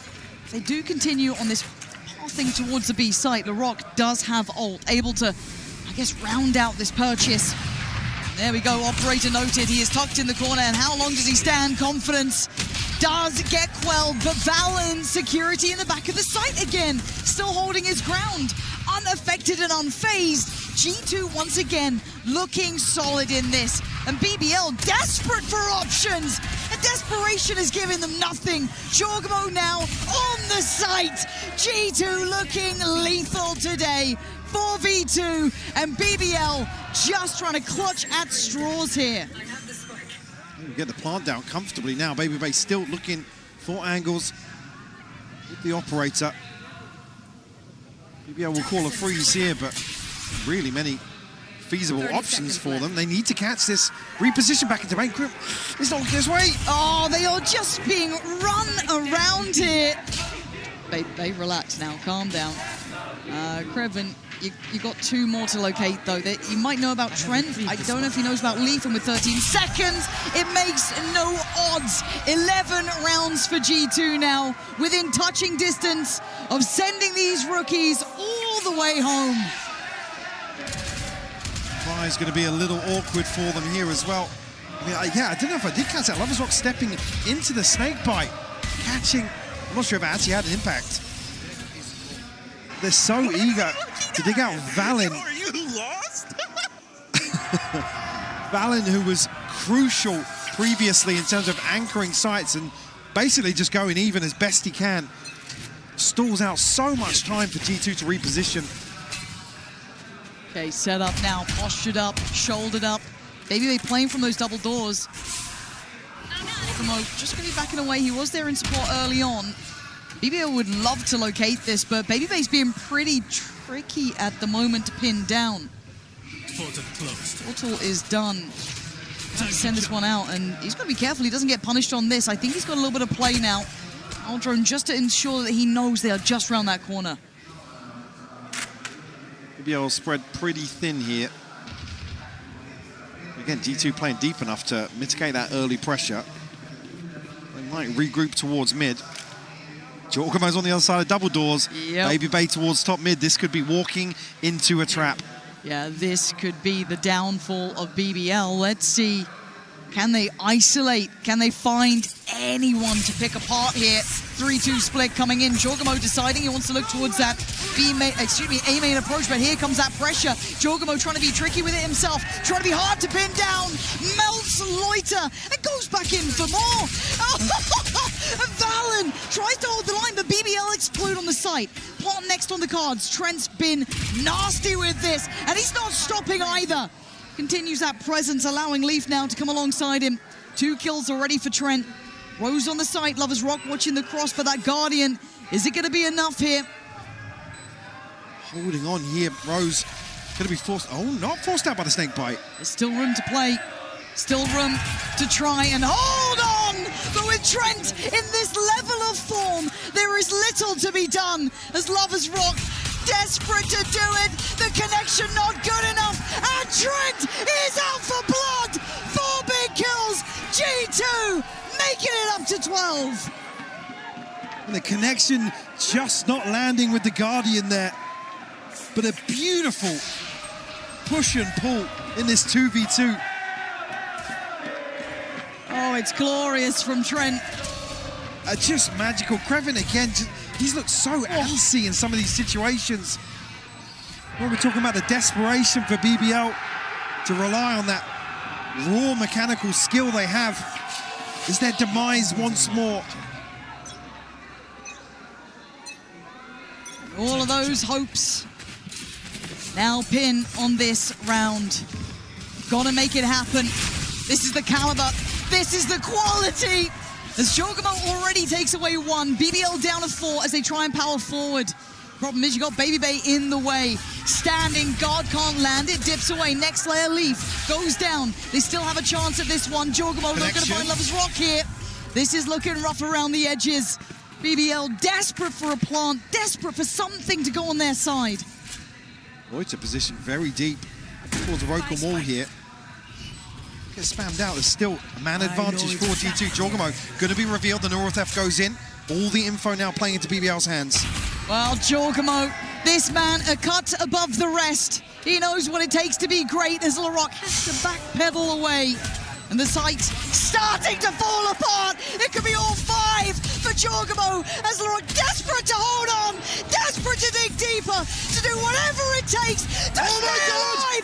6 bullets, Baby Bay, the one to break them down to pieces. G2 sentence BBL to silence in Santiago.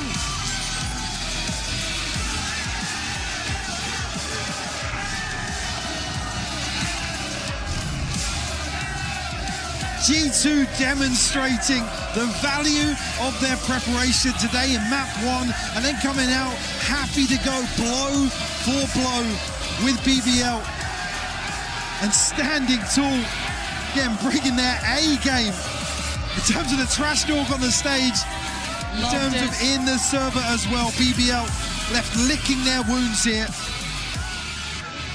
And a fun prospect for the future for BBL. Love them, hate them. You certainly paid attention to them. But on the other side for G2, it was a show of force, a show of quality, and a hard opponent to meet in these moments. Elimination games really do put you under the brightest spotlights here. Today, BBL will be taking that long road home. Absolutely, something just not clicking for BBL here. Again, you could argue it's the playoffs curse and coming in cold, but certainly not the case today in terms of this series. G2 buttoned up in terms of their approach. About the most comfortable performance we've seen from them as well. we're talking about some of the individuals standing up for G2. This one, everybody stepping up to the plate, doing what was necessary for them to get this win today. They started to look like a big game team there. As said, made to chase titles, to push top 4s, top 3s, ideally into finals, and we saw it from every individual on this team today. As you can see, we will be having that Verizon post-match interview for you as ready as soon as possible. For G2, it's got to feel fantastic. You walked into Haven, I thought that could have been a trap, not the case at all. They were prepped, they were ready, and they were firing on all cylinders today.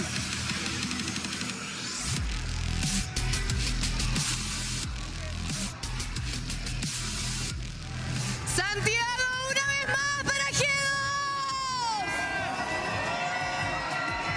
And they have eliminated BBL. Trent, how are you today? So I want to talk to you. You guys knew that BBL was coming with that firepower, and you just eliminated them with more firepower. How are you feeling right now since you've eliminated them, and also you guys are going through that lower bracket? Feeling very good. That was a very good momentum win for us. They said they were better than All Americas. Didn't show up today. Unfortunate. But yeah, feeling great. Y bueno, básicamente conversando un poquito de lo que había sido esta partida, cómo se estaba sintiendo después de haber eliminado también a BBL. Dijo que habían comentado los chicos de BBL que ellos eran mejor que Américas, pero aparentemente el día de hoy no lo pudieron hacer, así que obviamente se está sintiendo increíble. So now you guys were standing up since round 1. The energy was amazing, and the atmosphere you have going on in G2, it's absolutely great.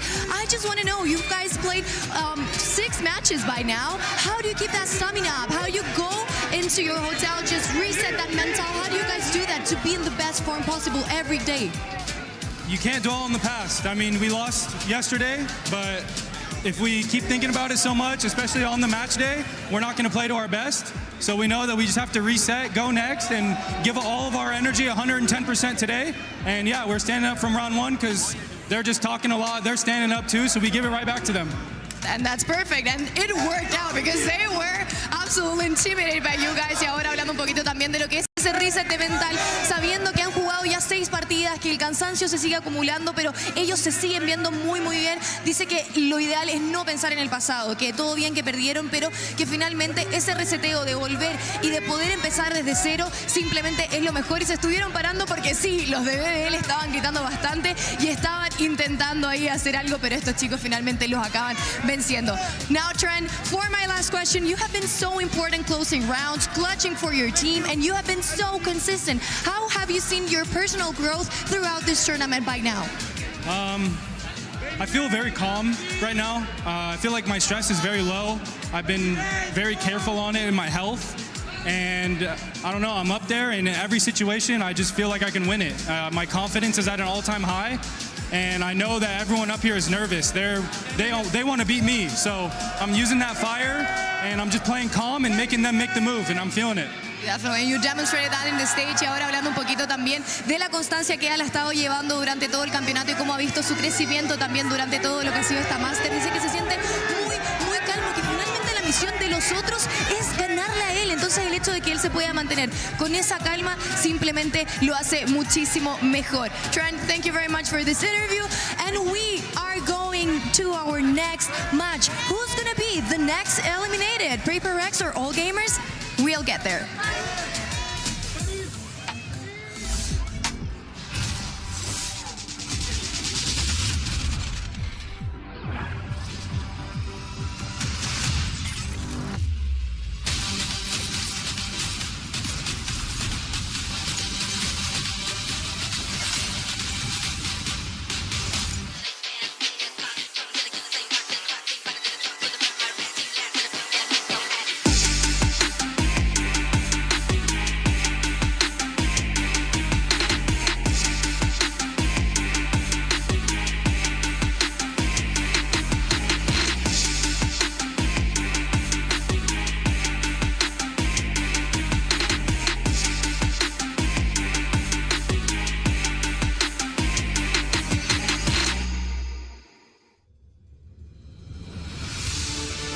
It's more than a game. It's a world shaped by you, the fans. And our mission is to elevate that world by building technology that creates moments that last forever. That's why we're joining forces with the Valorant Champions Tour to transform how fans experience live events on the global stage.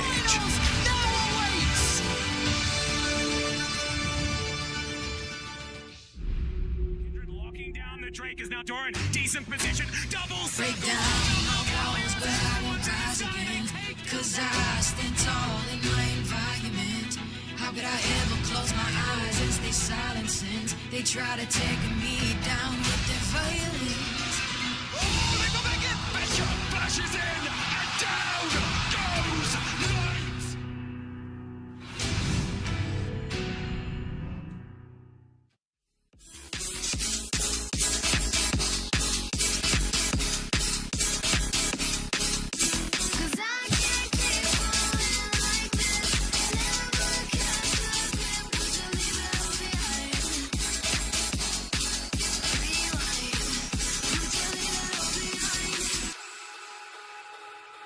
Greetings for G2 from Ecuador. We are traveling for hours.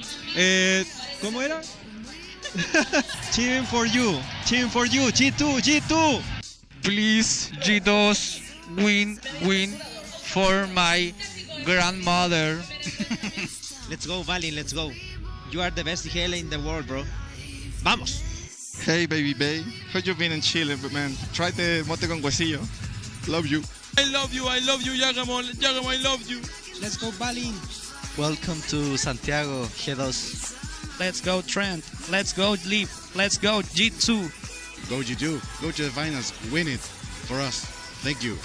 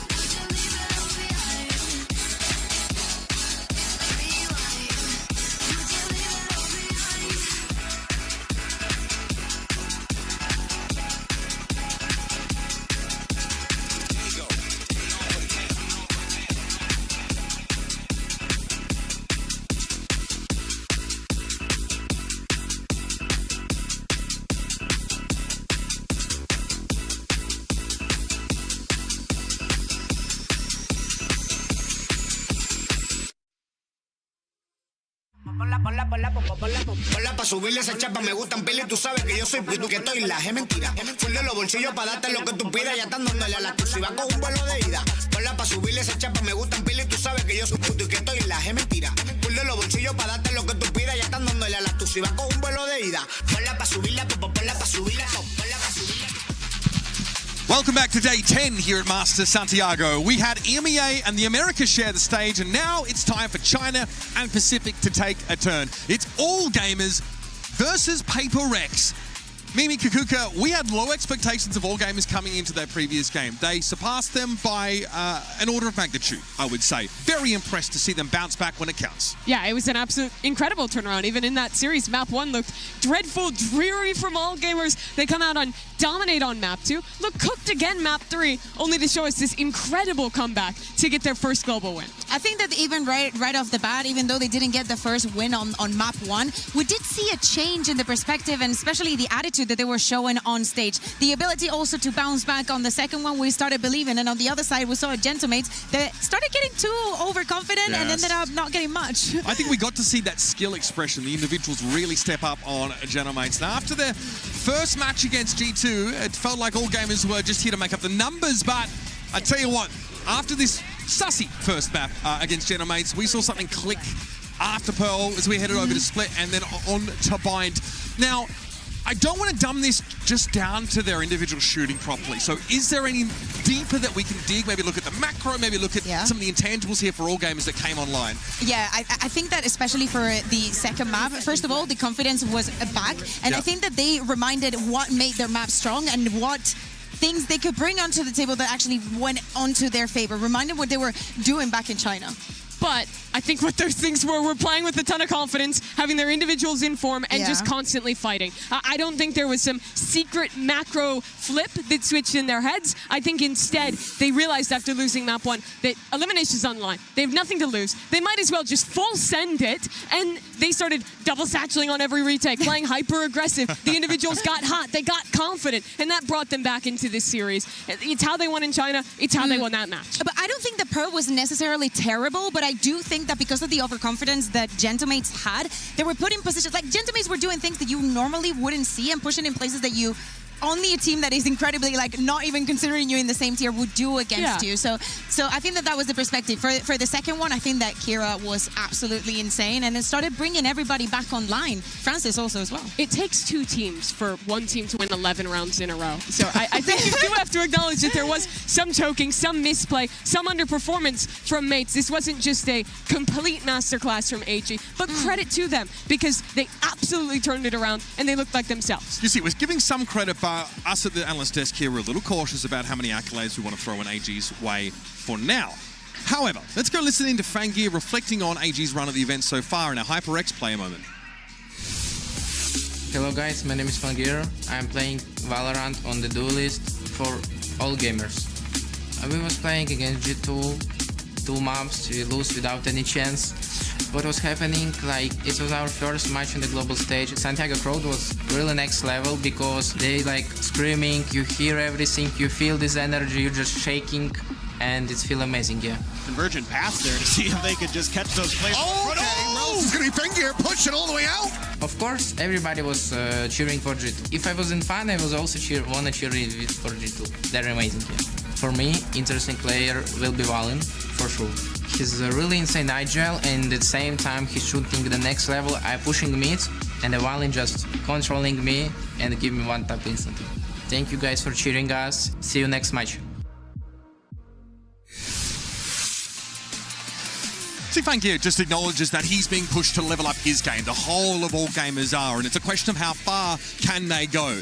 Now, things started slow in that series against Gentlemates, but if there was a turning point, it was probably somewhere around, I don't know, Kira getting an ace in the pistol round on splits? Yeah, I'd say that's a pretty obvious turning point from them. Kira looked the worst of all gamers when they played their opening Of all the match. gamers? Of all the gamers, yeah. He was making a lot of individual mistakes. He looked very shaky when they played on Split, but he immediately turned it around on this map. I want a lot in particular, his movement on this race. I think he looks really good with that double satchel pathing, knowing exactly where to land himself to isolate these fights, and just having the confidence to fight into multiple players at once. Was insane. Yeah, that was ridiculous. It's so rare to see a Rocket get that many. And do not forget, here is also a look at the numbers, but do not forget that here is also IGL in this team. It's been a long time. I know that we have players like Forsaken on the other side that will play a little bit of everything and also call some of the shots, but I think that especially from that map 1 to map 2, he brought all the confidence that was needed. He proved to the rest of the team that they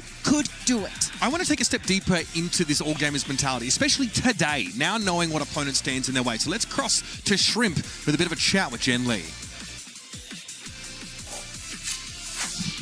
Jen here with Shrimp of AG and Echo for some translation. Now, Shrimp, last match, you guys looked like yourselves and you played like yourselves. Are you going to keep that going today? 你看到有人在哭，对吧？而我们今天会把每一场比赛都当做最后一场比赛来打。 You said people cry, right? And we will gonna play every single match as it's our last one. Okay, so you're going to make more people cry today? 你会让更多人哭吗？今天？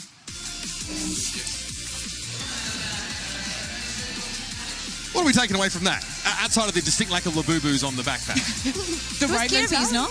I saw a couple of Kirby's. Kirby? Okay, yeah, sure. Is that the type of No, that's the little pink guy one, that no? was dangling? Okay. I don't know Sorry. the etymology of the different little guys, but I will say is that I think this matchup, stylistically, you might think all gamers is a team that likes chaos. They like to brawl. They want to bring the fight to you. PaperX is the same. That could mean there's an advantage for them to get in. I don't think so. And my main reason for saying that is because I think PaperX are the best team in this tournament at absorbing aggression and in very chaotic rounds, still setting up crossfires, playing together. Even in this loss against NRG, I think they showed that prowess. I want to talk about this bind comp because it was a little little spicy, almost a throwback to like that Gecko Harbor cringe post-plant era of like 2023. Sure. I remember like Leviathan with Aspas playing it pretty extensively. They played something similar, you know, on the set of PaperX. I think that they've experimented a lot. But it doesn't quite get them across the line here. NRG seem like they're able to adapt or at least throw their minds back to a time where they had to deal with this comp. See, here's the thing. I see the intention. The problem is that NRG also saw it from the beginning. You have to understand the strengths that it has. First of all, a lot of utility on the attack. Like literally, there's a lot of little animals coming at you. There's everything from Sky, everything from Gecko, and especially the changes to Harbor. This cove can be an absolute nuisance and a pain in the ass to go up against because you have to break it. Like so many things will make it easy for you to get the spike down and then to defend it. But NRG, I thought, understood when they had to use the utility to counter it and when to use the bullets. You were in comms, Bayo. You were listening into what the players were talking about in that match. What was the takeaway? Without giving a lot away, well, one, a lot of praising, like they were very hyping each other out. I think that Mara had incredible plays that were, some of them were on the fly, they were incredible. But yeah, they were very aware of like the space they were given and when to use the utility, not right at the beginning, but also more to counter it. Yeah, looking at that game, I see it as PaperX taking a risk going into a rematch, right? They see their opponent leave that bind open. They have a new comp. They expect something different themselves, but they lose in a close game of adaptation. It went to overtime that first map. It was just as close in the second map. This very easily could be a PaperX already looking ahead to day 3. I don't look at that and think that they failed in their approach of trying new compositions. Totally. I think they took a risk against the team that currently looks like the best team in the tournament, and it just barely didn't pay off. Something was also looked like it was back to business in that game against NRG. Even on that bind game, so many util-based kills, but even earlier on, right, like pick out the scope weapon and just being that threat in the server we kind of know him to be. I think that especially this outlier highlight that we were seeing on Pearl kept things incredibly even. But as we're saying, with the changes to Gecko, the fact that you can retrieve some more of the utility, that it lasted a bit longer, I think that for history, he's been one of the best Geckos that we've had. Yeah.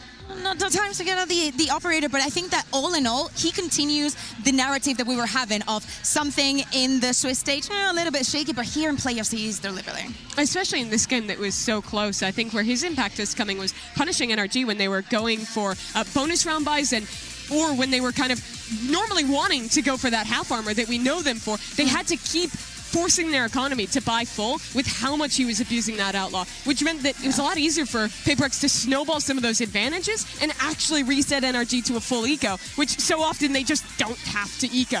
Yeah, there are a number of teams that have been picking up those outlaws early and punishing NRG for that tendency, and obviously PRX are able to as well. Someone we haven't talked about yet, which is crazy, is Jing. They caught up earlier with Jen Lee, so let's hear what he had to say. Jen here with Jing of PaperX. Jing, Alex talked about how tough the scrims were against all gamers, but when lights are on, you guys always show up. So same story today? Yeah, I think like we have a lot of experience, so hopefully that experience will be put to good use today and we will come up on top today. Okay. Good vibes? Good vibes, and yeah, we will not cry today. Oh, okay, that's good. Smile. No crying. That's what I like to hear in my video game. Fantastic. Hopefully the emotions are much more positive instead. Now, let's jump into the map feeder because I'm curious, are we going to see that bind once again picked or left in rotation and floated? Let's find out. Hey everybody, we're going to start map selection. PRX, since you fell into the lower bracket later, you have the right of choice. Are you Team A or Team B? Team B. All right, PRX, Team B. AG is Team A. Okay, AG, what's your first ban? We ban Heaven. Ban Haven. Okay, PRX, what's your first ban? Abyss. Abyss. Okay, AG, what's your first pick? We choose Crown. Corrode. Yeah, Crown. Okay, Corrode. PRX, your side on Corrode?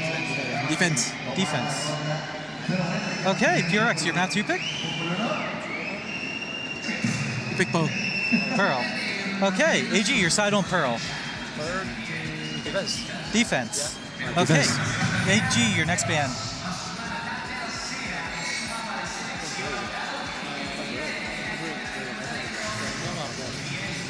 Ban Breeze. Ban Breeze. Okay, PRX, your next ban?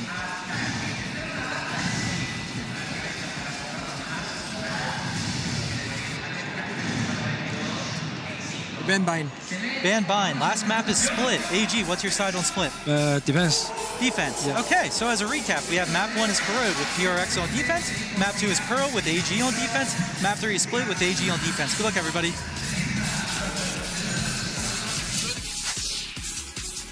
Okay, this is a really interesting map, Vito. The Corrode pick from AG. We haven't seen that since they were back in their home region. Yeah. And obviously, Pearl for, PRX, I get it, but they have not been successful on that map so far here. I think the context on Pearl is that it was against NRG in both those games, both times very close. I still think they're a really great Pearl team and better than AG there. But AG not picking the split, which they favored so much, surprises me. Listen, I think that they're going to gather as much experience as they can from the international stage. Corrode can be such a surprise, and I do not think that there is a universe where PaperX would imagine them to be picking on that map. Only one showing, and not that very good of a composition, and not a comfortable one for them. So let's see. If we're lucky, we're going to end up on Split at the end of this series. This is All Gamers. This is their last chance with the whole region's hopes on their shoulders. And PRX, who don't care for narratives, they don't care for fairy tales, they don't care for happy endings. They're here to hold W and click heads. Let's bring them onto the stage.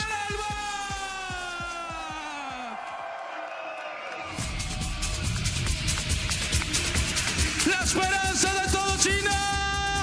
All Gamers.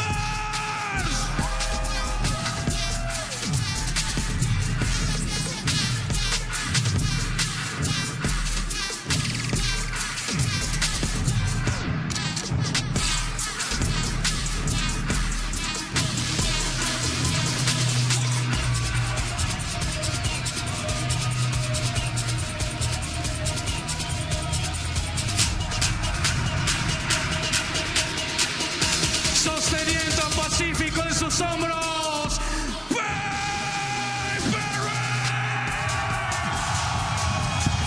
If gameplay is a language, then PaperX are the most fluent linguists you'll ever see.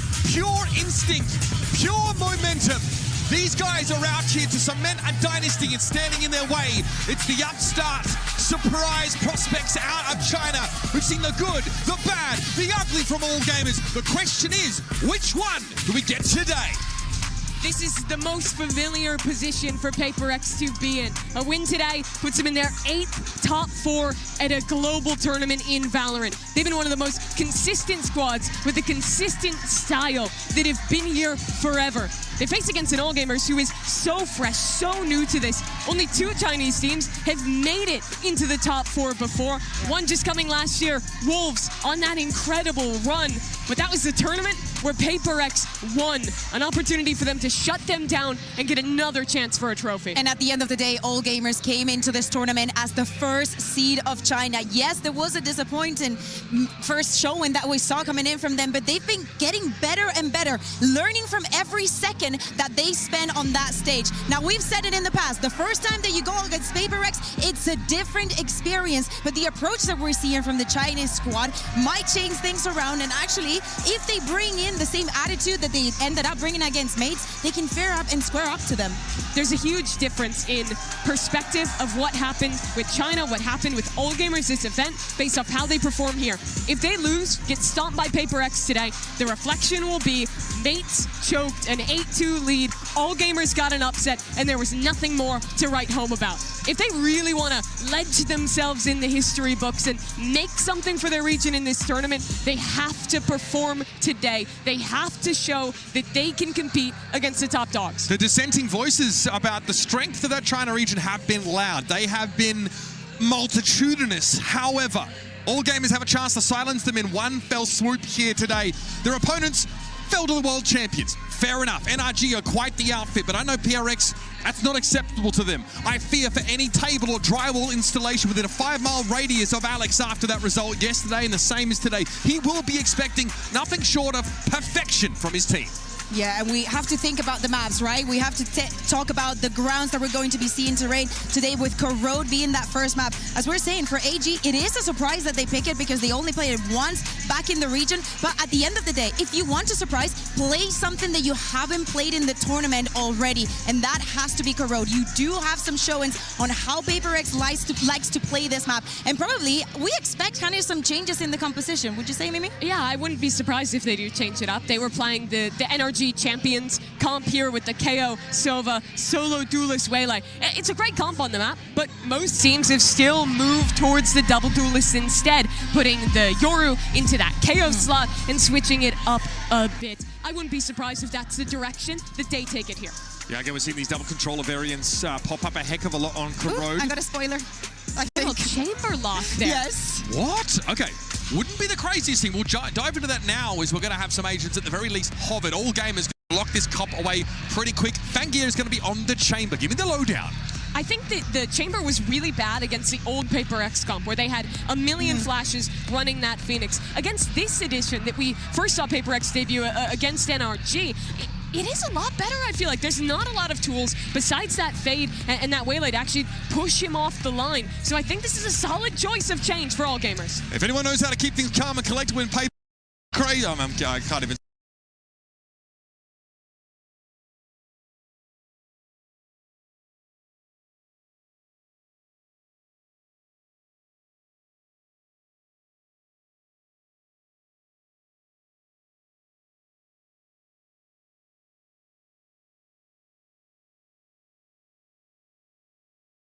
With all gamers making their exit, or will it be Paper Rex cutting down the Pacific Remainders in half? It's a great question. I mean, you have to have some fear here as Paper Rex, because AG showed that they have the gumption to really push teams to the playstyles of each other's nature. But for Paper Rex, they finally are out of America's jail. Let's see if they can make the most of it. Hit to try their hands at a different region. Falling shot in the hands of NRG. AG, though, looking to continue, as Mimi was saying, prove that it was not just lightning in a bottle, prove that it was not just a fluke, to prove that they are the first seed and they demand and command respect. There's contact going to be coming in. Fangear able to find a kill immediately. Something's going to be taken down. AU1 with 2 nice reply kills, however, keeps them in with a player advantage. And now it is just suddenly Forsaken left alive. Great opening volley as AG well set to close out this opening pistol on Corrode. Not going to count Forsaken out yet, but definitely has his work cut out for him. Has the Sheriff, though. Shots ring out, but GRQ is good for it. And he is. Finds himself his first kill. And this is another one that I want to zoom in on a little bit. GRQ, we've seen him bouncing around. He's been playing that Waylay. He's been playing the Omen, as well as the Brimstone, but he hasn't been on the smokes. It's been a bit more lacking by comparison. How does he fare now, showing the Neon? Yeah, I mean, so far so good, that's for sure. And if he can, kind of keep that pace up, show us some good stuff, and you get Kira, you get Fangear, you get Shrimp popping off behind him. Speaking of, look at the Shrimp spray, but I think this is going to be a comp that Paper X are familiar with. This is what RRQ ran against them when they faced off in the lower finals, best of 5, but they did drop to it. So it is a comp that I think, AG, wise to bring out here. If you can get some good stuff out of Fangear on that chamber, kind of replicate some of what Jemkin's able to create with that agent, real mismatches in mid in particular, I think you've got yourself a pretty decent chance here with this change-up. A lot of different buys. Kira's the only one with the full rifle. A couple of Spectres, Marshall, and AU1 just gonna stick with the Bandit. There's one Bandit and a Sheriff on the other side. Ooh. So we're going to play this very quietly, though. There's contact about to happen over at A Hall, and that's going to be AU1 getting the best of Divine. Bandit put the use, doesn't even suffer a lick of damage. Now the rotations will begin.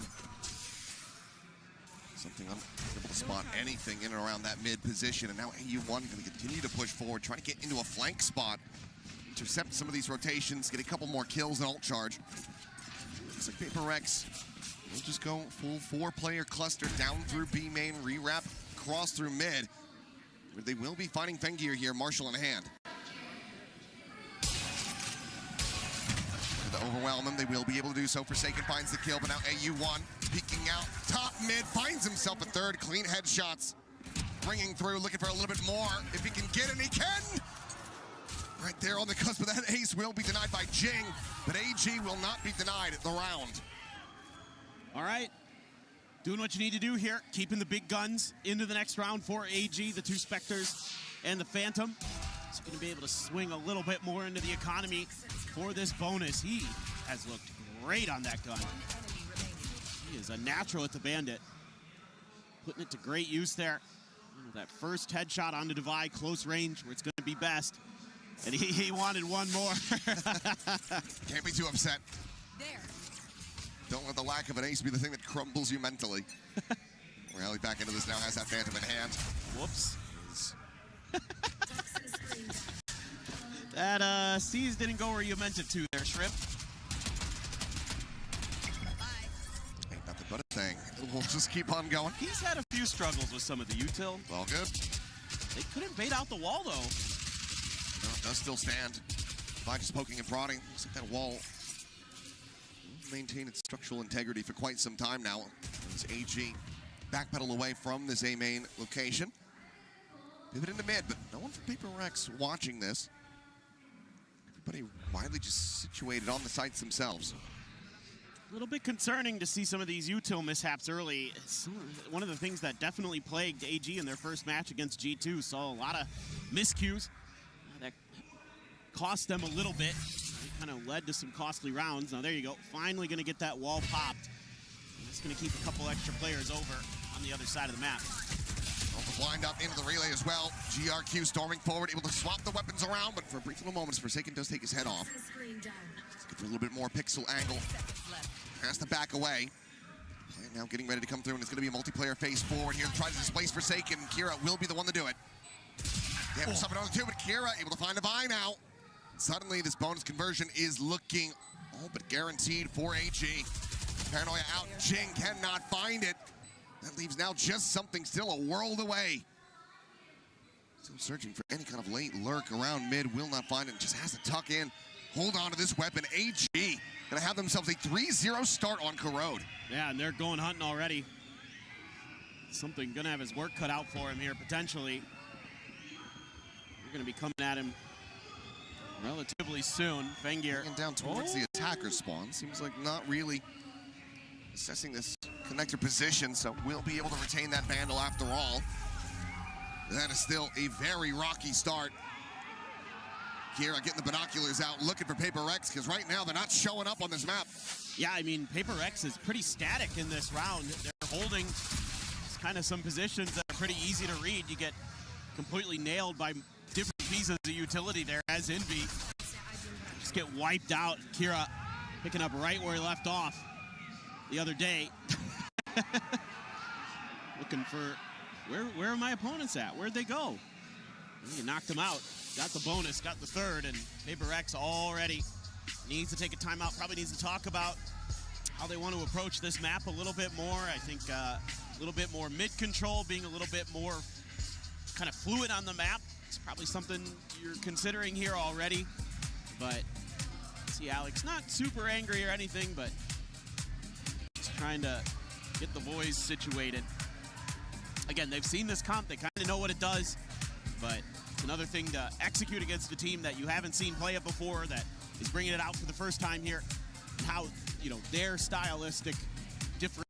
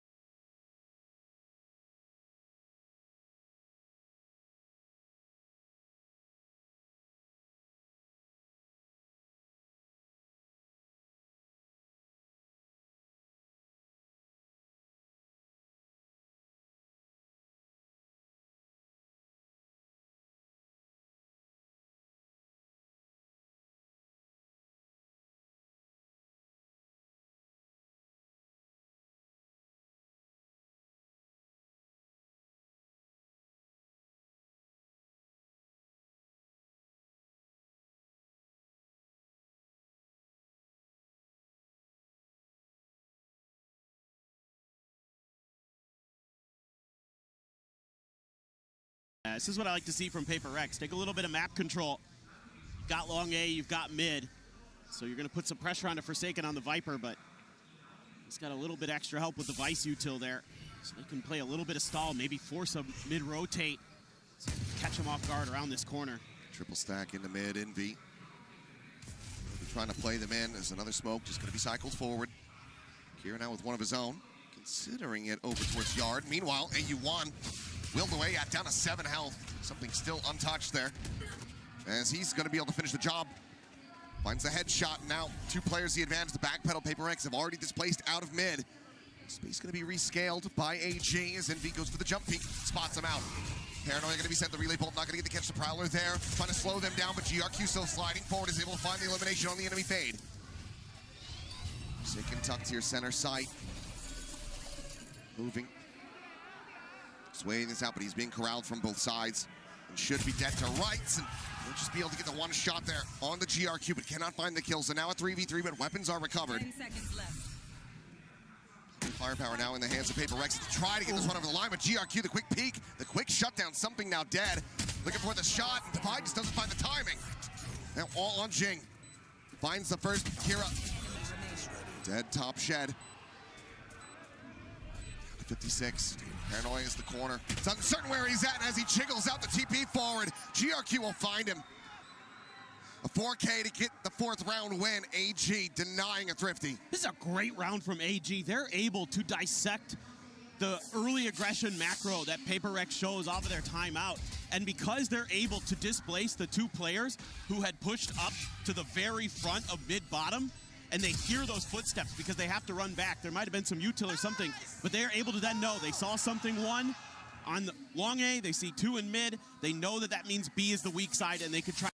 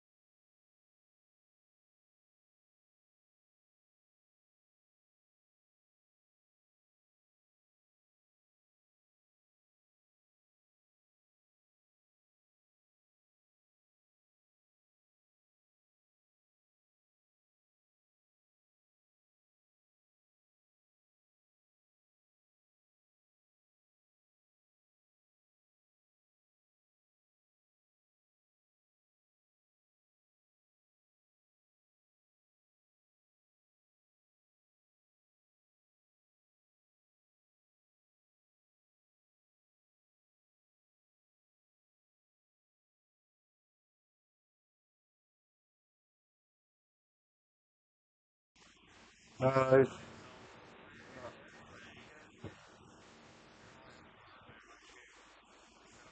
나 이불 안 먹어.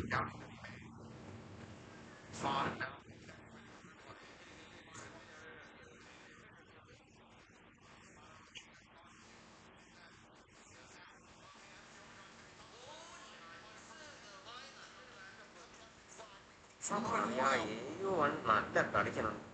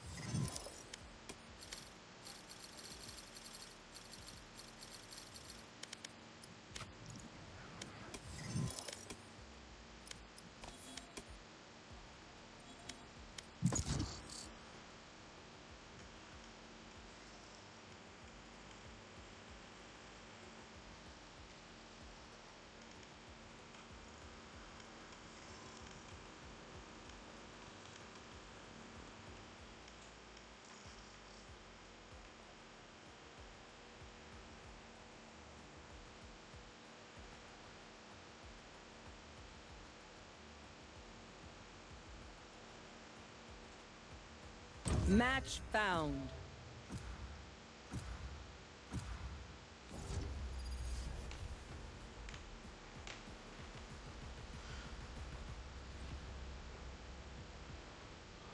Let that Sova find me. Whatever. It'll help him look death in the face.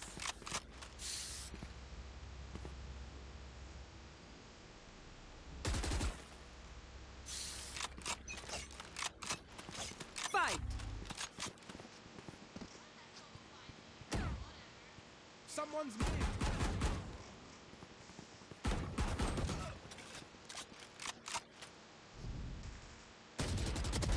Yikes.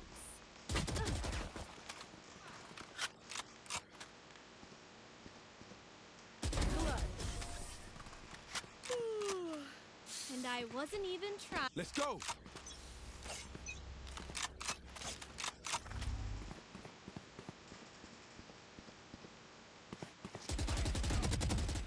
Scouts down. Someone's missed.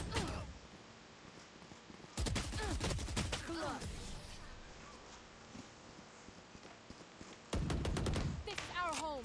Keep them out.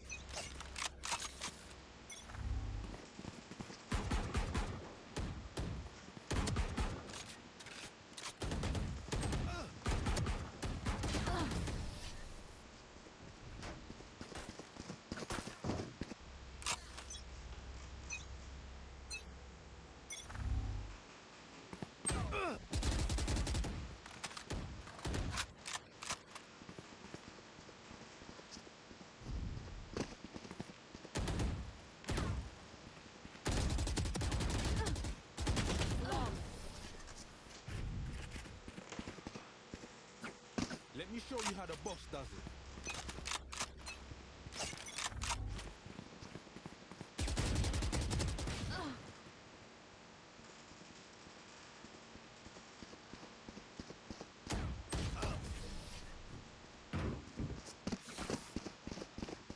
Let's take at least one down with us.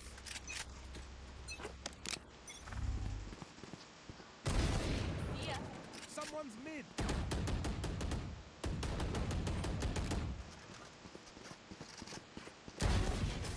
There you are. I got you, bruv.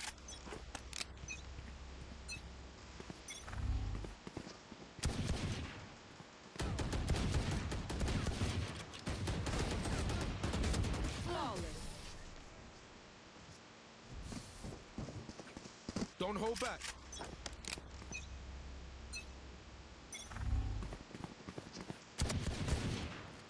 Got the guy's mid.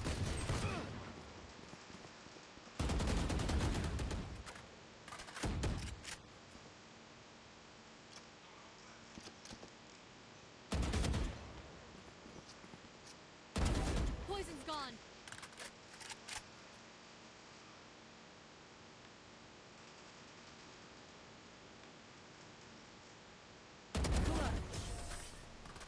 What would you all do without me? Stay safe.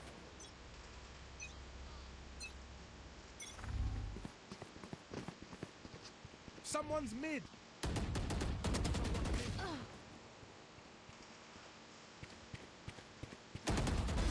Dead.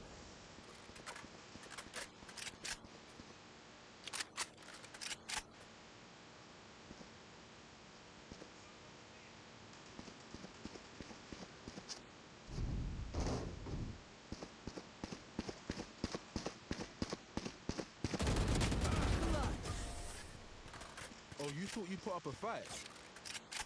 You better run, Sova.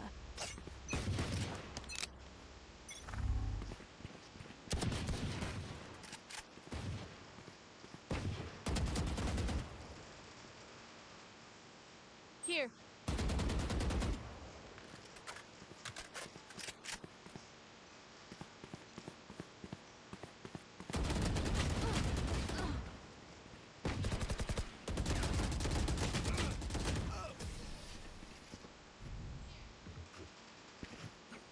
Let's go!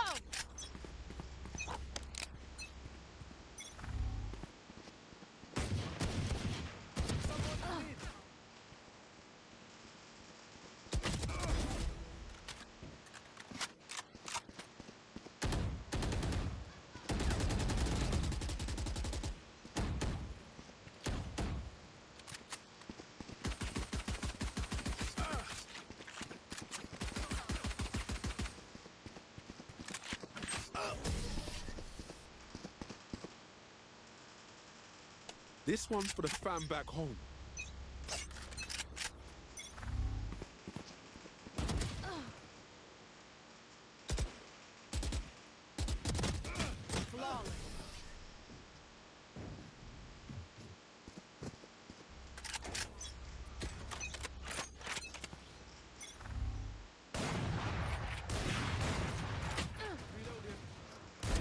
Enemy kill.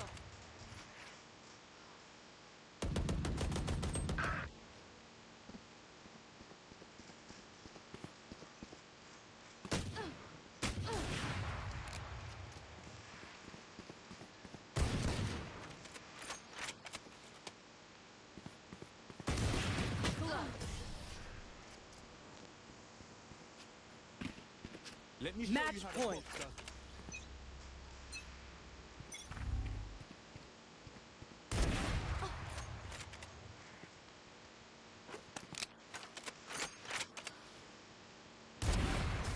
Aw, try harder. Keep up.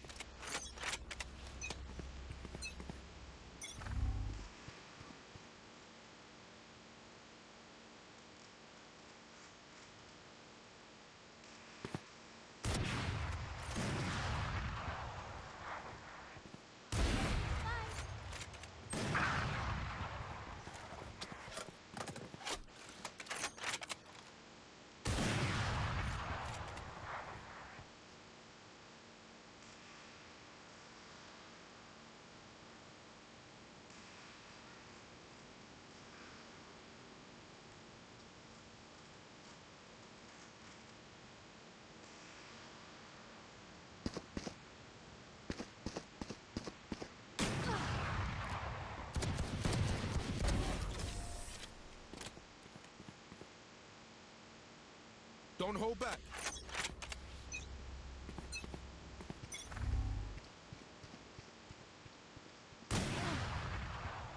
തോറ്റ് That's done.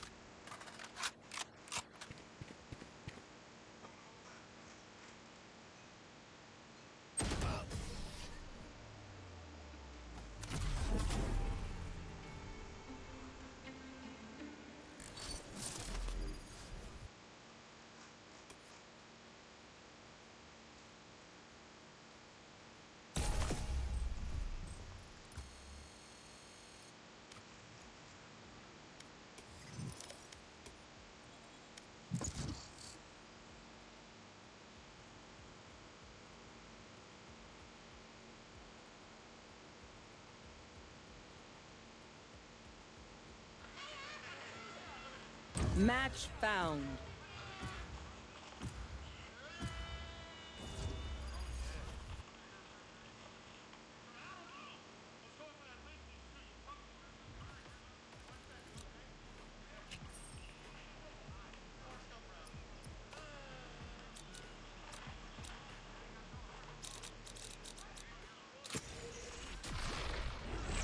I'll fight anybody. I'll fight everybody.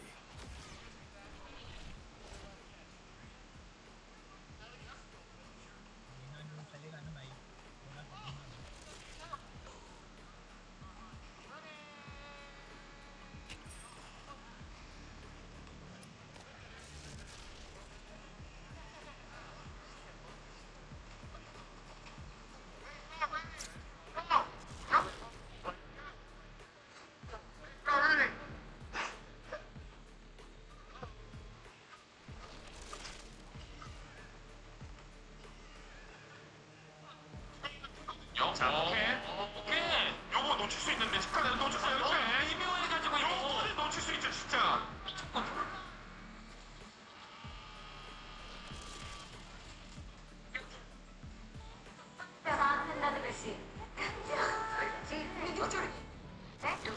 ഇവിടെ ഒരാളുടെ അച്ഛൻ ഇങ്ങനെ കരയും എനിക്കറിയില്ല എന്തിനാ അച്ഛൻ്റെ കൂടെ ഉറക്കത്തിൽ എണീറ്റ് കരയാൻ നിൽക്കണോ വെളിയിൽ പോവാം ഇവിടെ ഇവിടെ ഒരാളുടെ അച്ഛൻ ഇങ്ങനെ കരയും എനിക്കറിയില്ല എന്തിനാ അച്ഛൻ്റെ കൂടെ ഉറക്കത്തിൽ എണീറ്റ് കരയാൻ നിൽക്കണോ വെളിയിൽ പോവാ. To be honest, ഞാൻ Think they came here peacefully? No. Let that clear your conscience.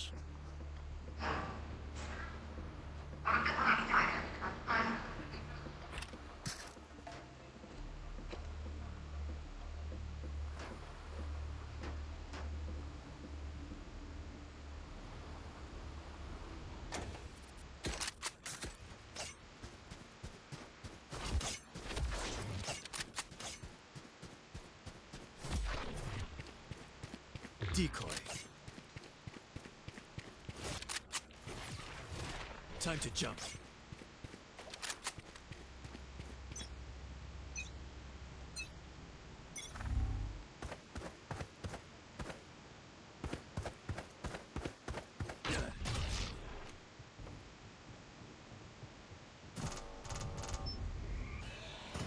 Launching smoke. Here. throwing net. Target spotted B.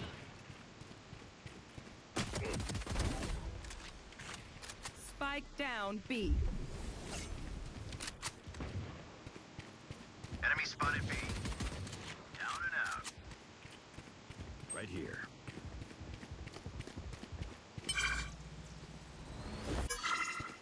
Spike spotted B. One enemy remaining. Here.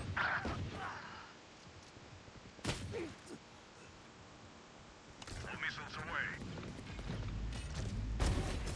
We got 5. That's bingo. They think themselves are equals. They are mistaken.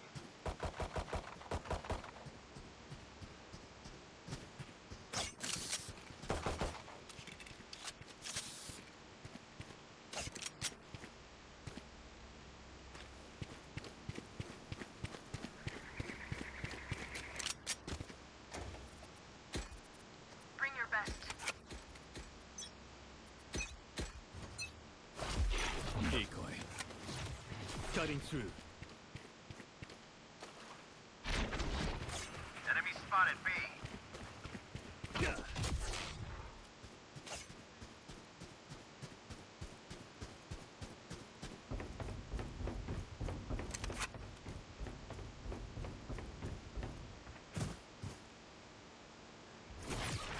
Right here. Time to jump. Right here. Idiots. Yeah. Right here. Gotcha.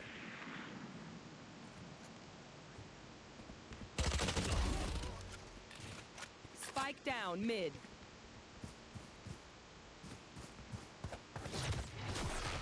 Cutting through.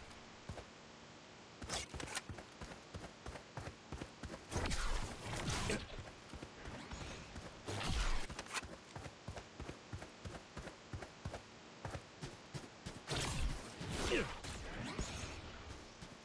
30 seconds left. One enemy remaining. Steady. Your biggest mistake was that you pissed me off.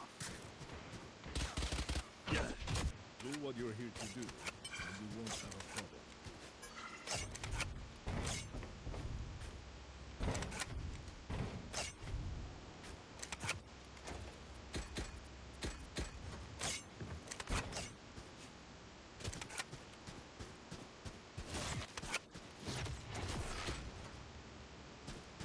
Cutting through. I have your back. Decoy.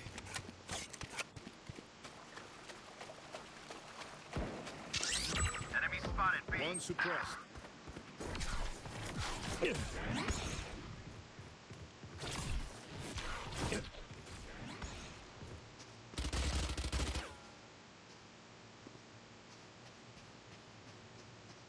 Portal closed.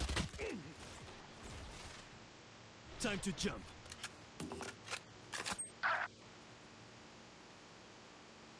Yeah.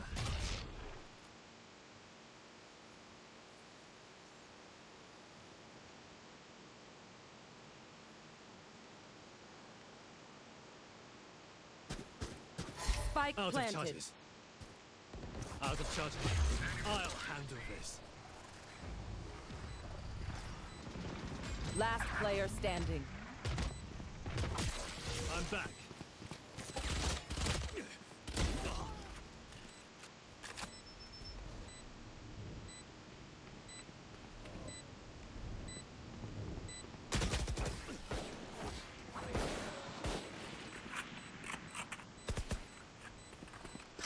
Pick something nice to kill them with. It's the least we can do.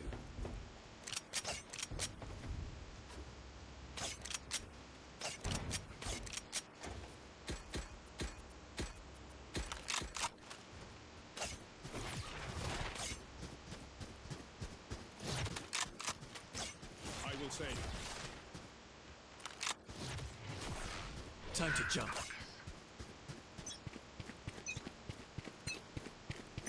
Locating target.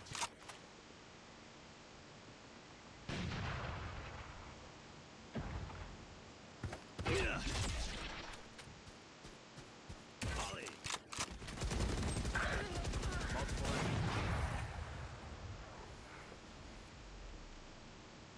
Launching smoke. Reloading. Return to dust.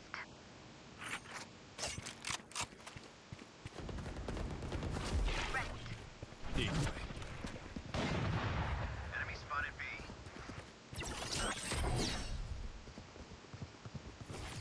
Cutting through. All missiles away.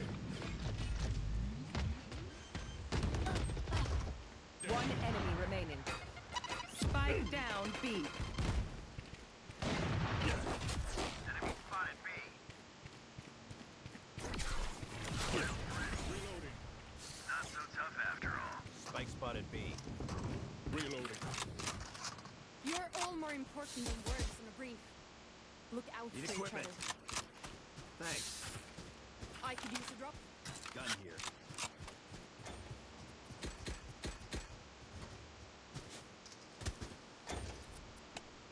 Gun here. Gun here. Forward. Back soon.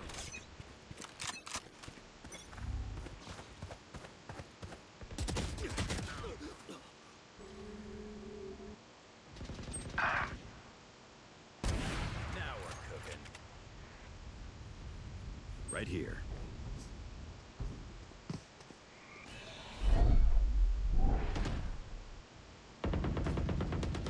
Spike planted. See ya.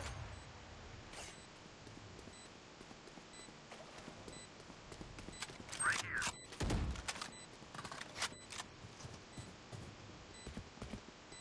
Right here. Molly!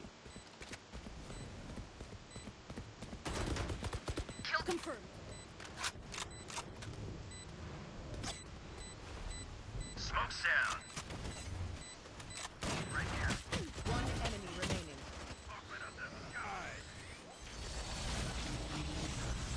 Last player standing.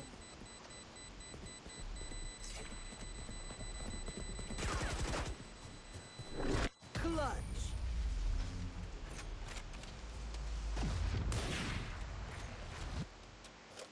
Make them regret their choice of profession. Can someone get this?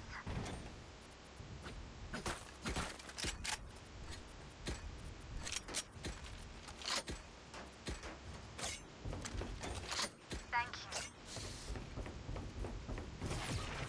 I'll return.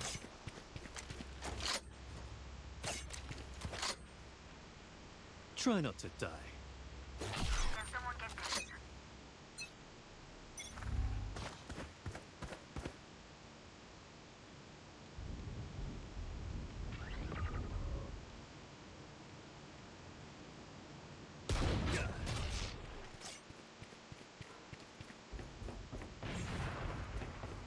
Spike down B. Fire in there!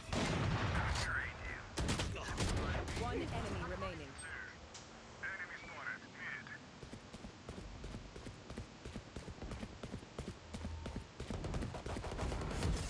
I took care of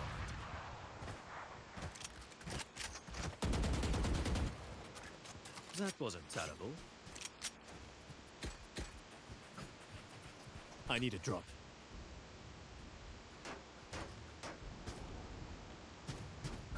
Thanks.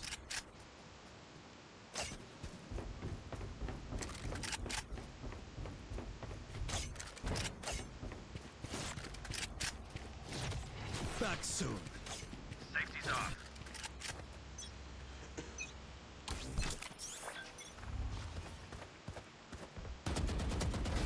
Don't mess with me. The fun begins.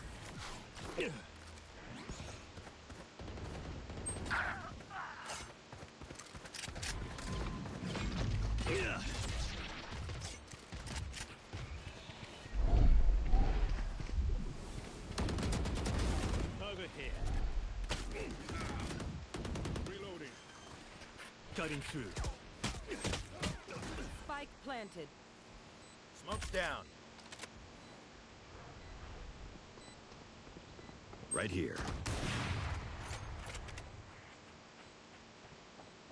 Back. One enemy remaining. My ultimate is ready.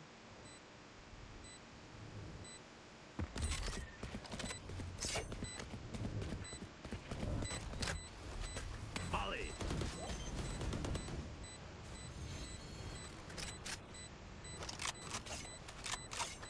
Sorry to spoil the party.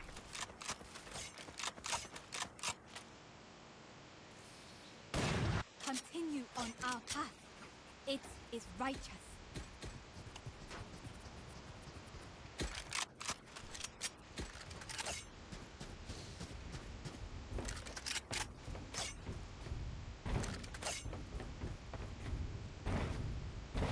Equipment. I'll return. Thanks. They want more of me? Fine.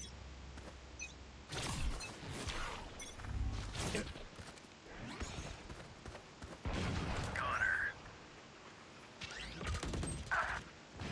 Out of here.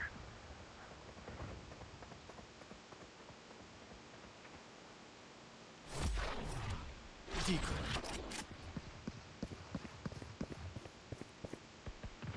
Portal closed.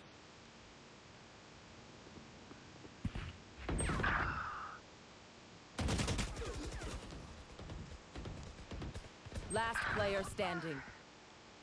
All missiles away. One enemy remaining.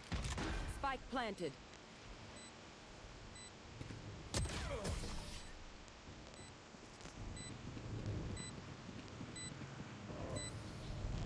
Let them try to get through me. I need a drop.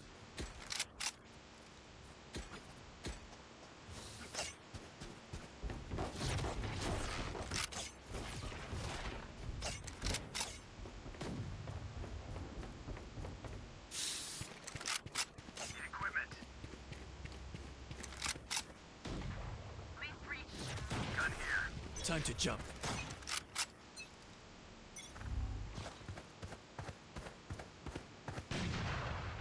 Enemy spotted B.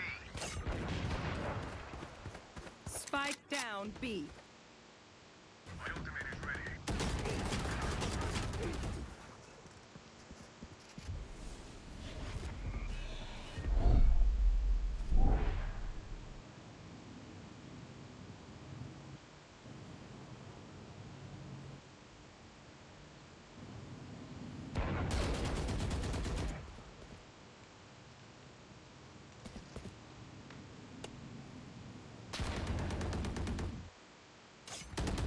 Enemy spotted mid.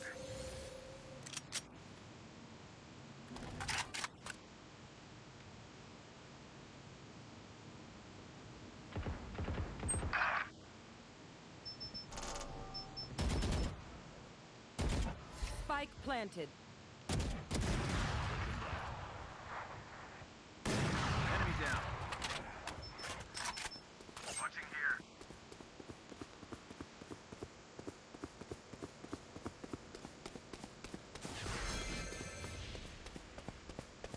Your duty is not over. Who killed me? Them.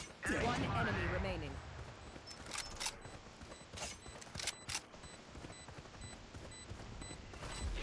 Decoy.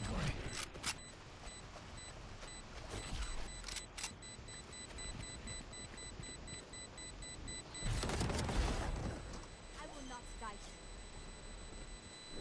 Clutch.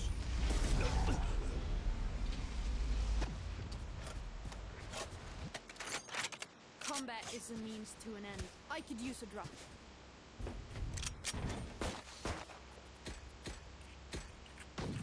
I need a drop.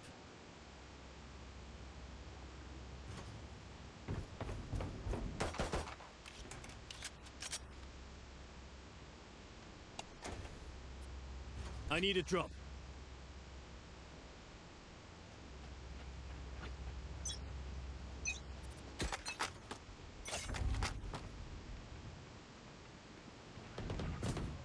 Two suppressed.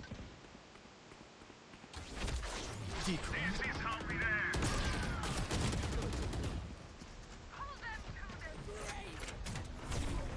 Nothing there. Target spotted B. Reloading. You fought well.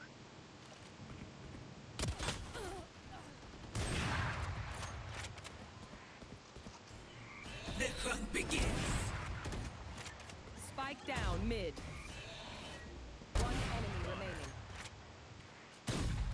Right here. There.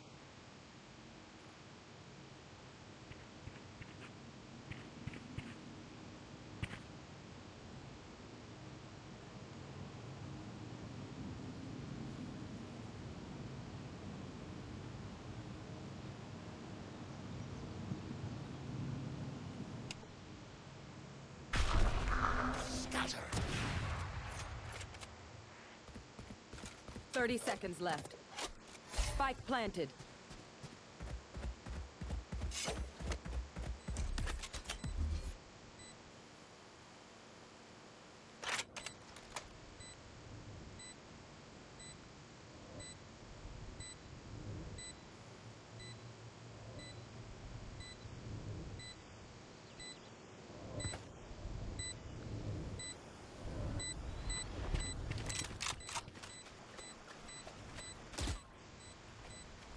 Stim beacon here.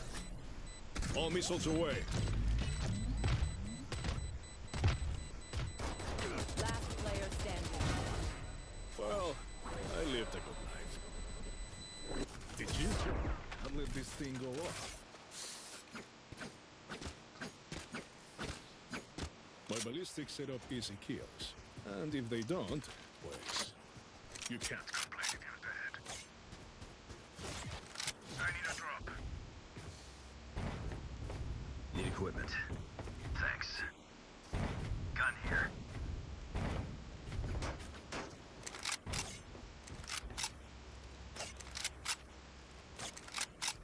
Watch your step. Back soon. Here.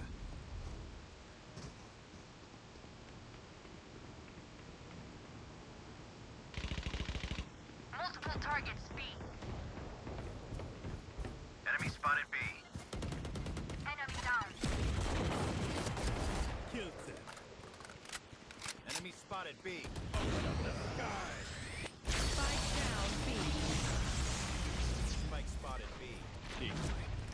One enemy remaining. Right here.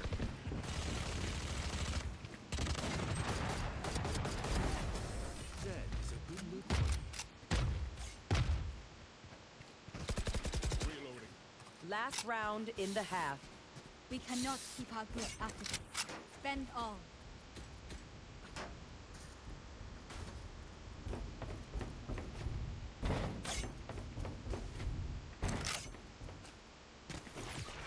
I'll return.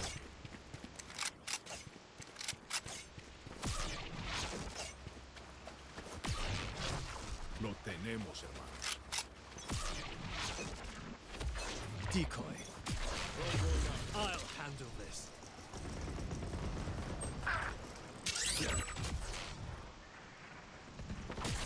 I'm back. Target spotted mid.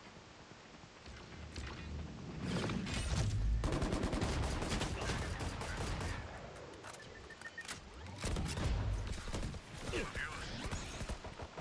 One enemy remaining.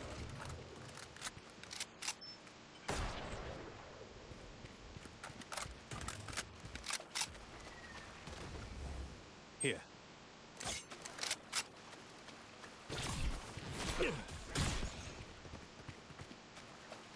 Here.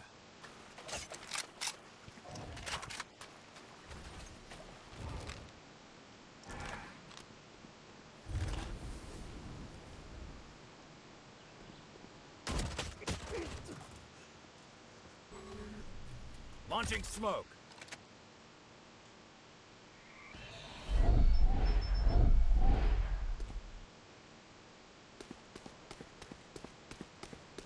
Thirty seconds left.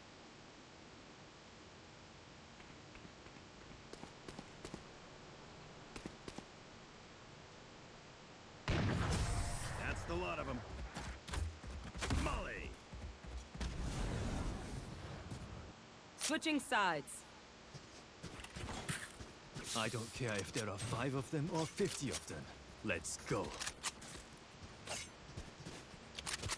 There. There.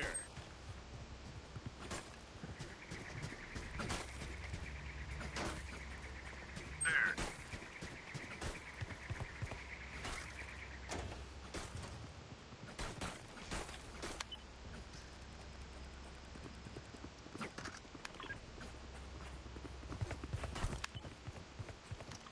Gun here. On my mark. Gun here. Locating targets. Drone is down. Reloading. Fully smoked.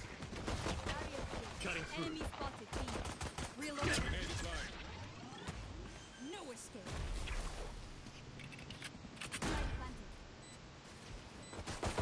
Reloading. Sorry, kid. Enemies.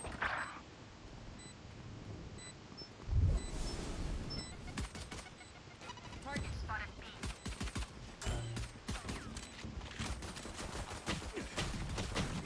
Gotcha. Reloading. Last player standing. Enemy removed.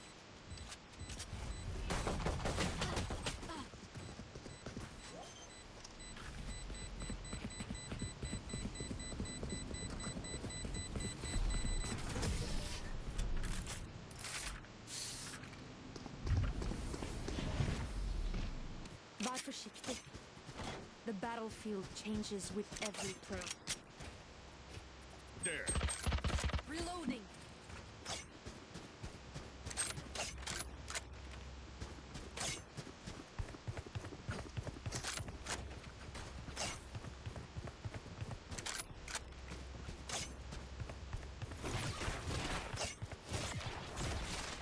Back soon. Over there. Drone going out. Not the spike. One suppressed. Over there. Over there.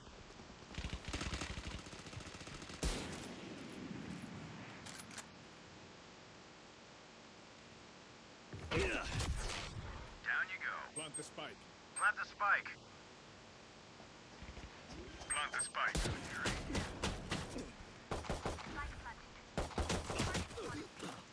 Over there.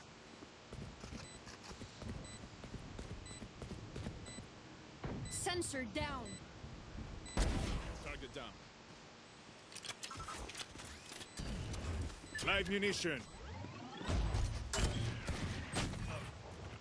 One enemy remaining. Molly. You are in our way.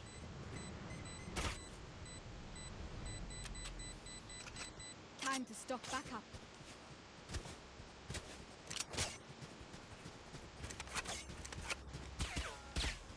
Equipment. Thanks.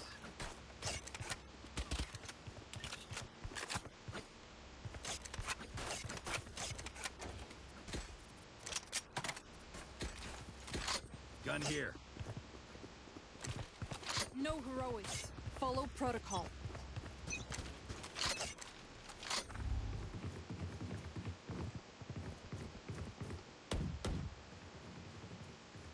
Reloading.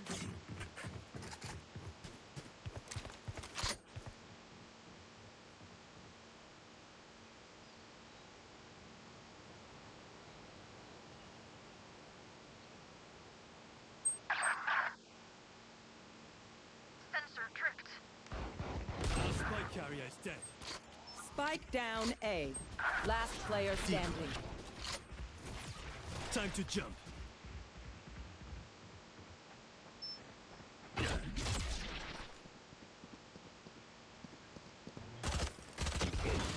Flawless.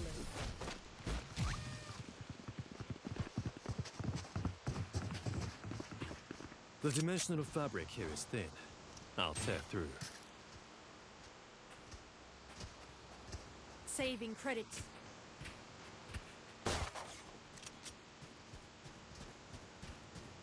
There.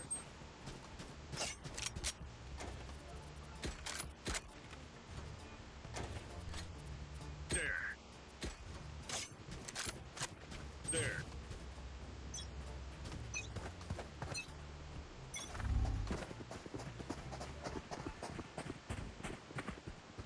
Over there.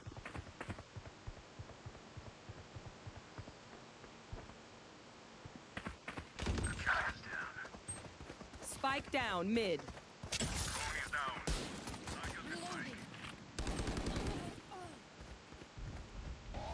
The hunt begins. That's a kill. Out of here. My ult's ready. Make it interesting.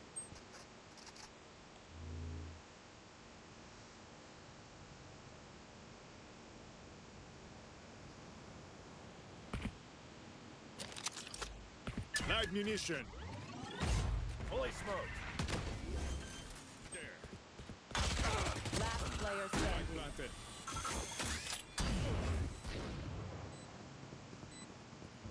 ആരാ live കാണുന്നേ?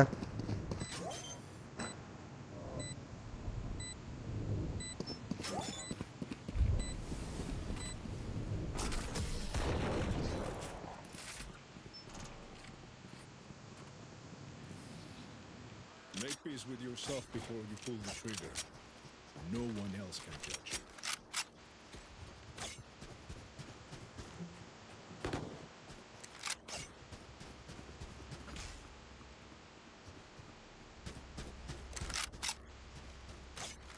Here. There.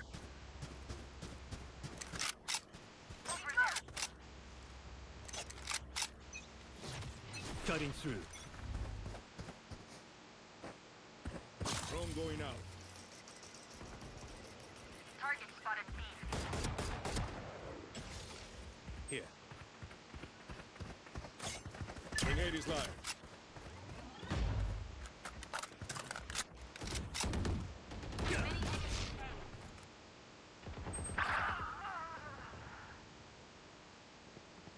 Spike carrier is down. Spike down mid. Last player standing.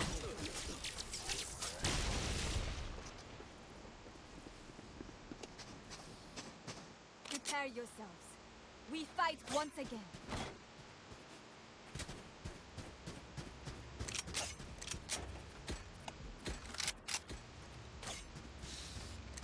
Someone get this?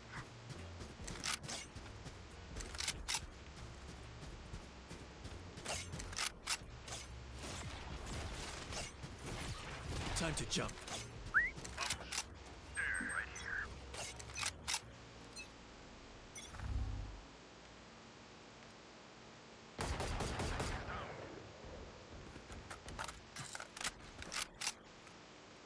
Enemy spotted A. Fire in there!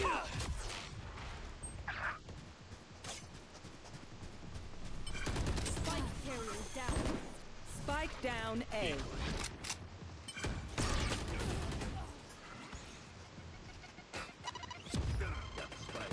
Last Spike player carrier is dead. standing.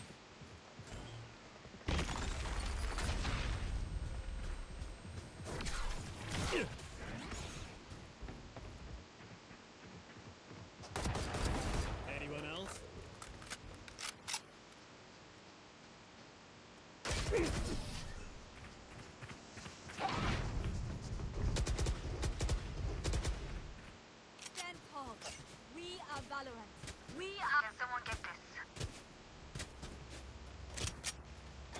here.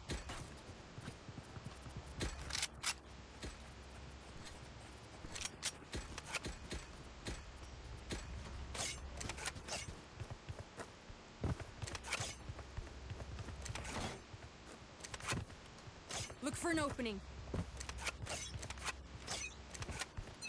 There. Fully smoking target.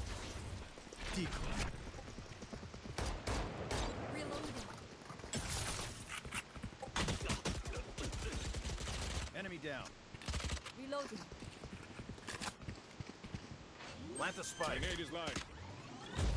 Reloading. Planted. Now we're cooking. Multiple targets B. Hold them to their grave. Nope, nothing there.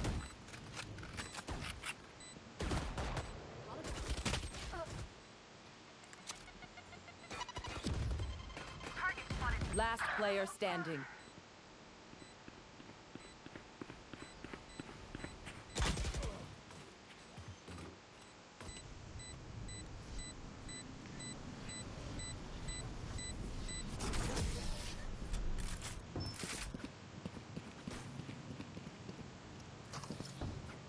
My smokes can block the enemy's line of sight.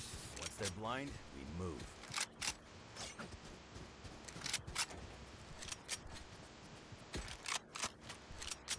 Right here.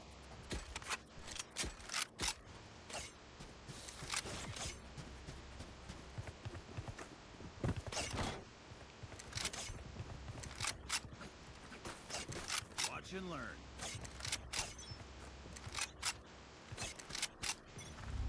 Locating targets.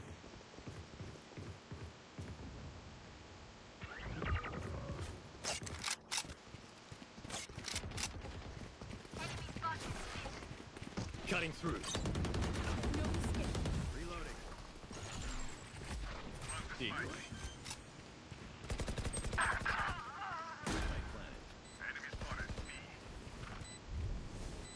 Here. Fake teleport.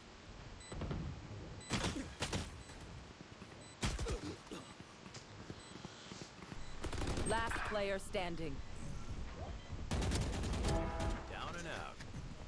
Open up the sky!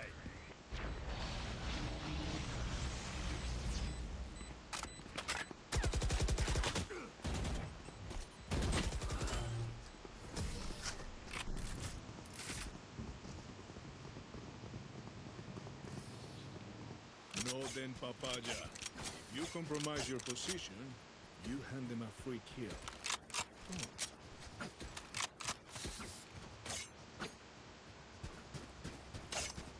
There.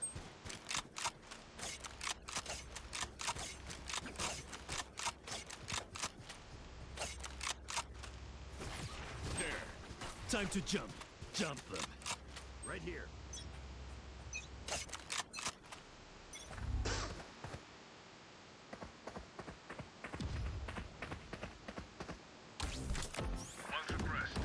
Our spike carrier is dead. Spike down B.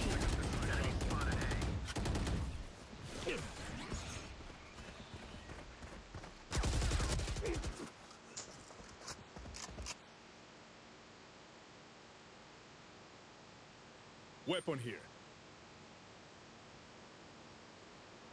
I've got eyes here.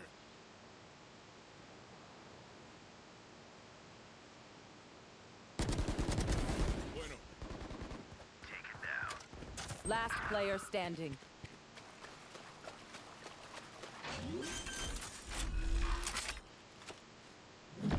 Begins.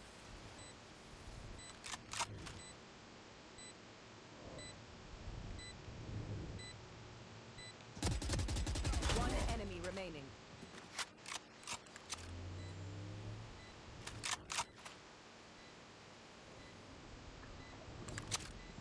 You should run.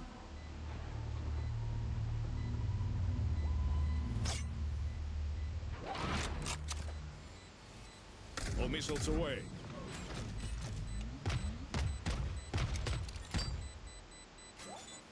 This is how it ends.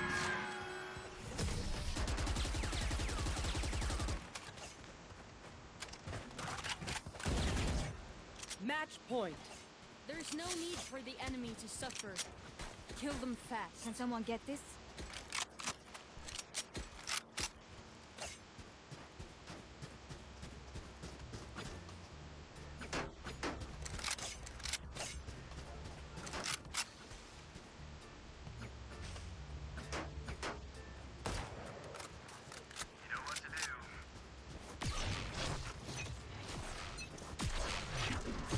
I'll handle this. Here.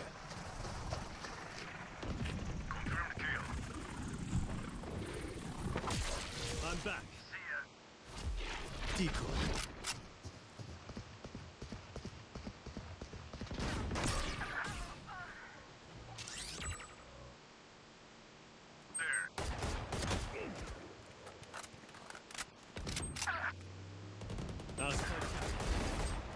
Spike down A.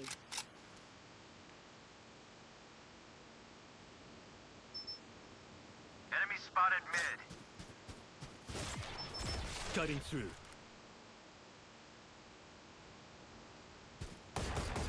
Last player standing.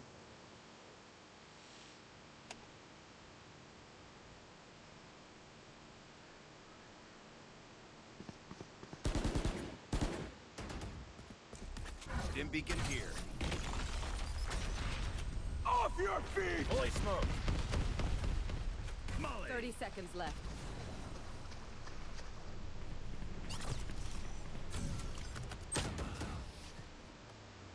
Defenders win.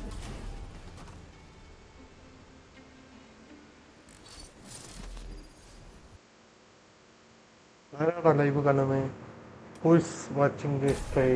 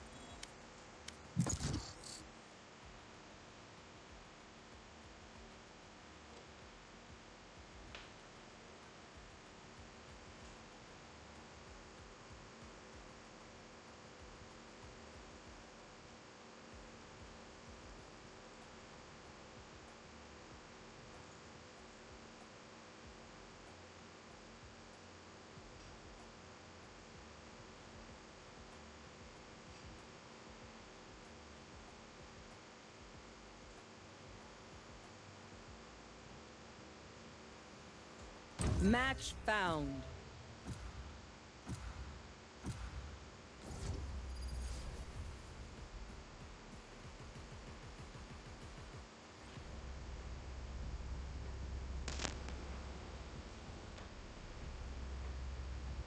Hello, let's see some excitement. It's not every day you save the world.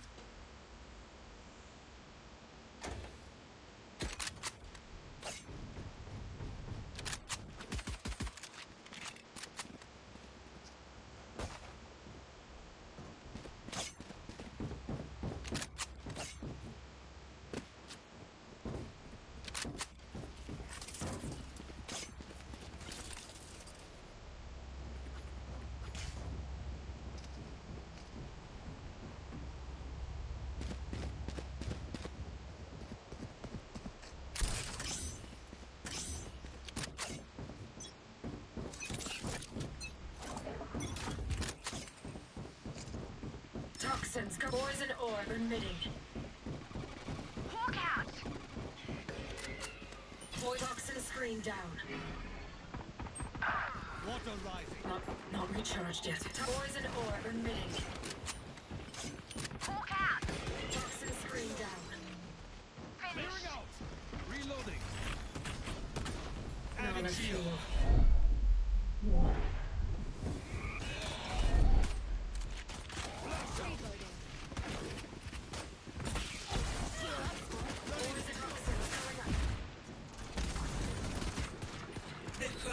Toxin screen down. Reloading. Seek them out. 30 seconds left. Last player standing. Nowhere to run! Prepare for hellfire! Stay in range of my stim beacon. We'll mow them down.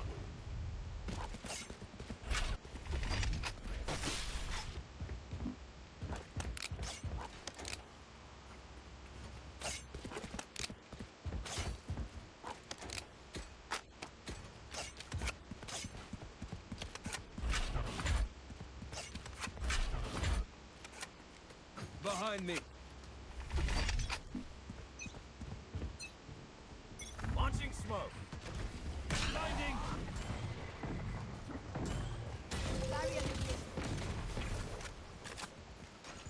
Stim beacon down.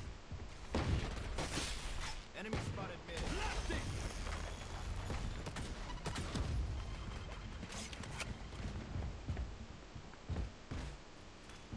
Enemy spotted B. Amateur. Enemy spotted. One dead. Ultimate is ready. Your duty is not Monster over. on the loose! Of course you still need me. Reloading. Smoke's down. Enemy spotted B. 30 seconds left. Trevor! Healing. That's not ready. Blinding. Flash out! Enemy spotted B. Further line.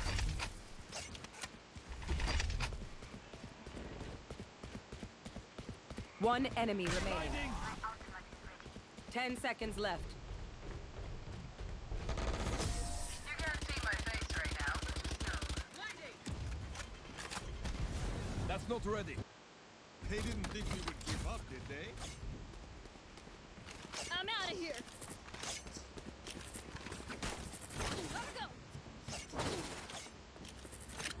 Go, go, go. Listening.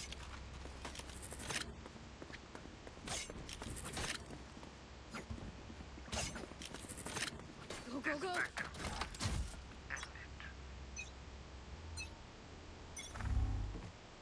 Don't Place. Barrier deployed. Stop it. Listening. He's away. Down. Well, here we go. Enemy spotted. Enemy. Throwing next.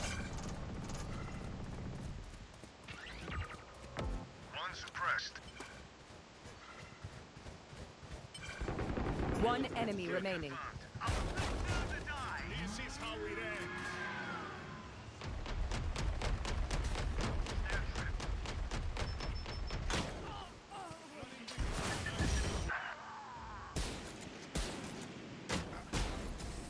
Seems like I'm the better one. My ultimate is not ready. My ultimate is ready. This is how it ends. Last round before the switch. No more doubts. We're ready.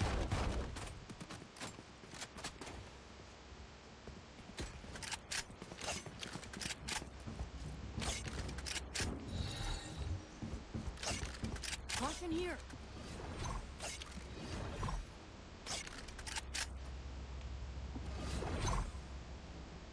Kill all your opponents. Have one of these. Now we're good. Drop in a smoke. Enemy attacker spawned.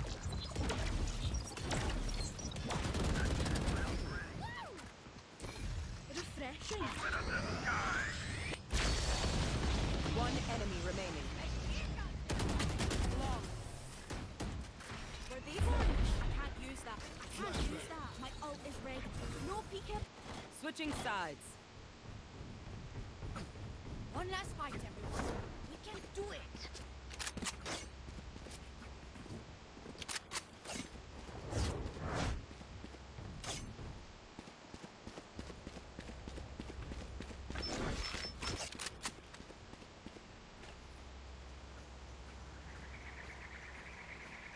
They are mine.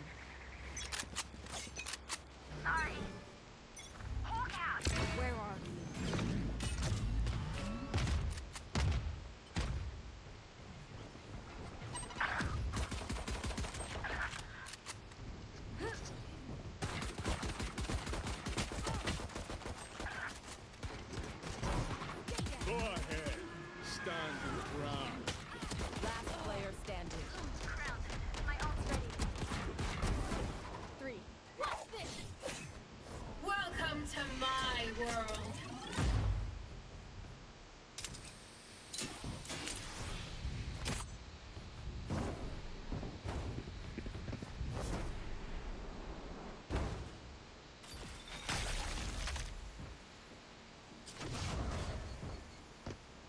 30 seconds left.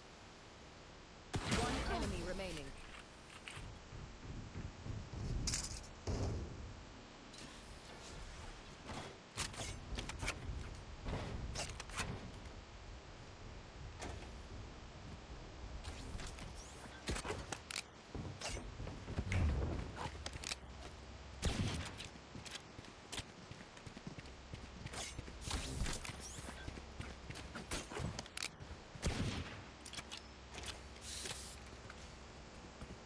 Snuff them out.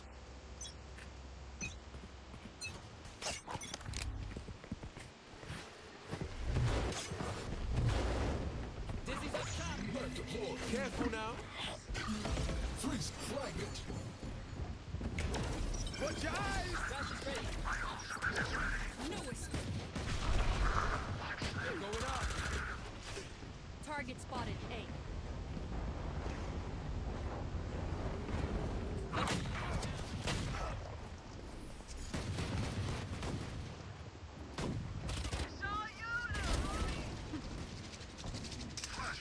One enemy remaining. Ready. Pull them to their grave.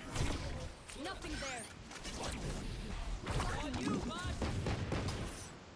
Match point. What do we learn by fighting ourselves?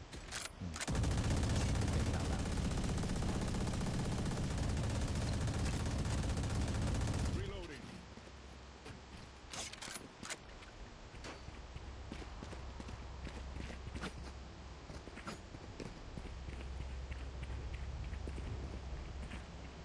Every choice matters.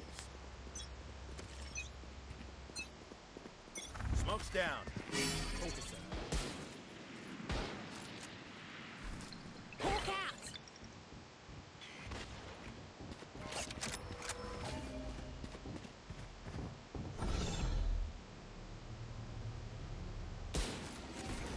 Hawk out. Enemy spotted B. Reloading.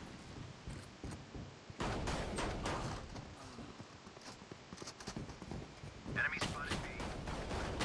Enemy spotted B. Get out of my way. You will not kill my allies. Here. 30 seconds left. Spike planted.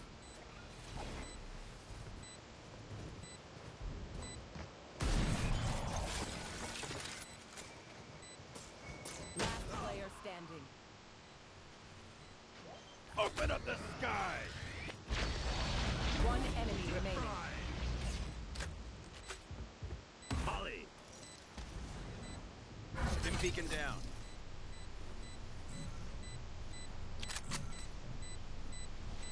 You will not kill my allies. One enemy remaining. That's 3. My ult's open up the sky!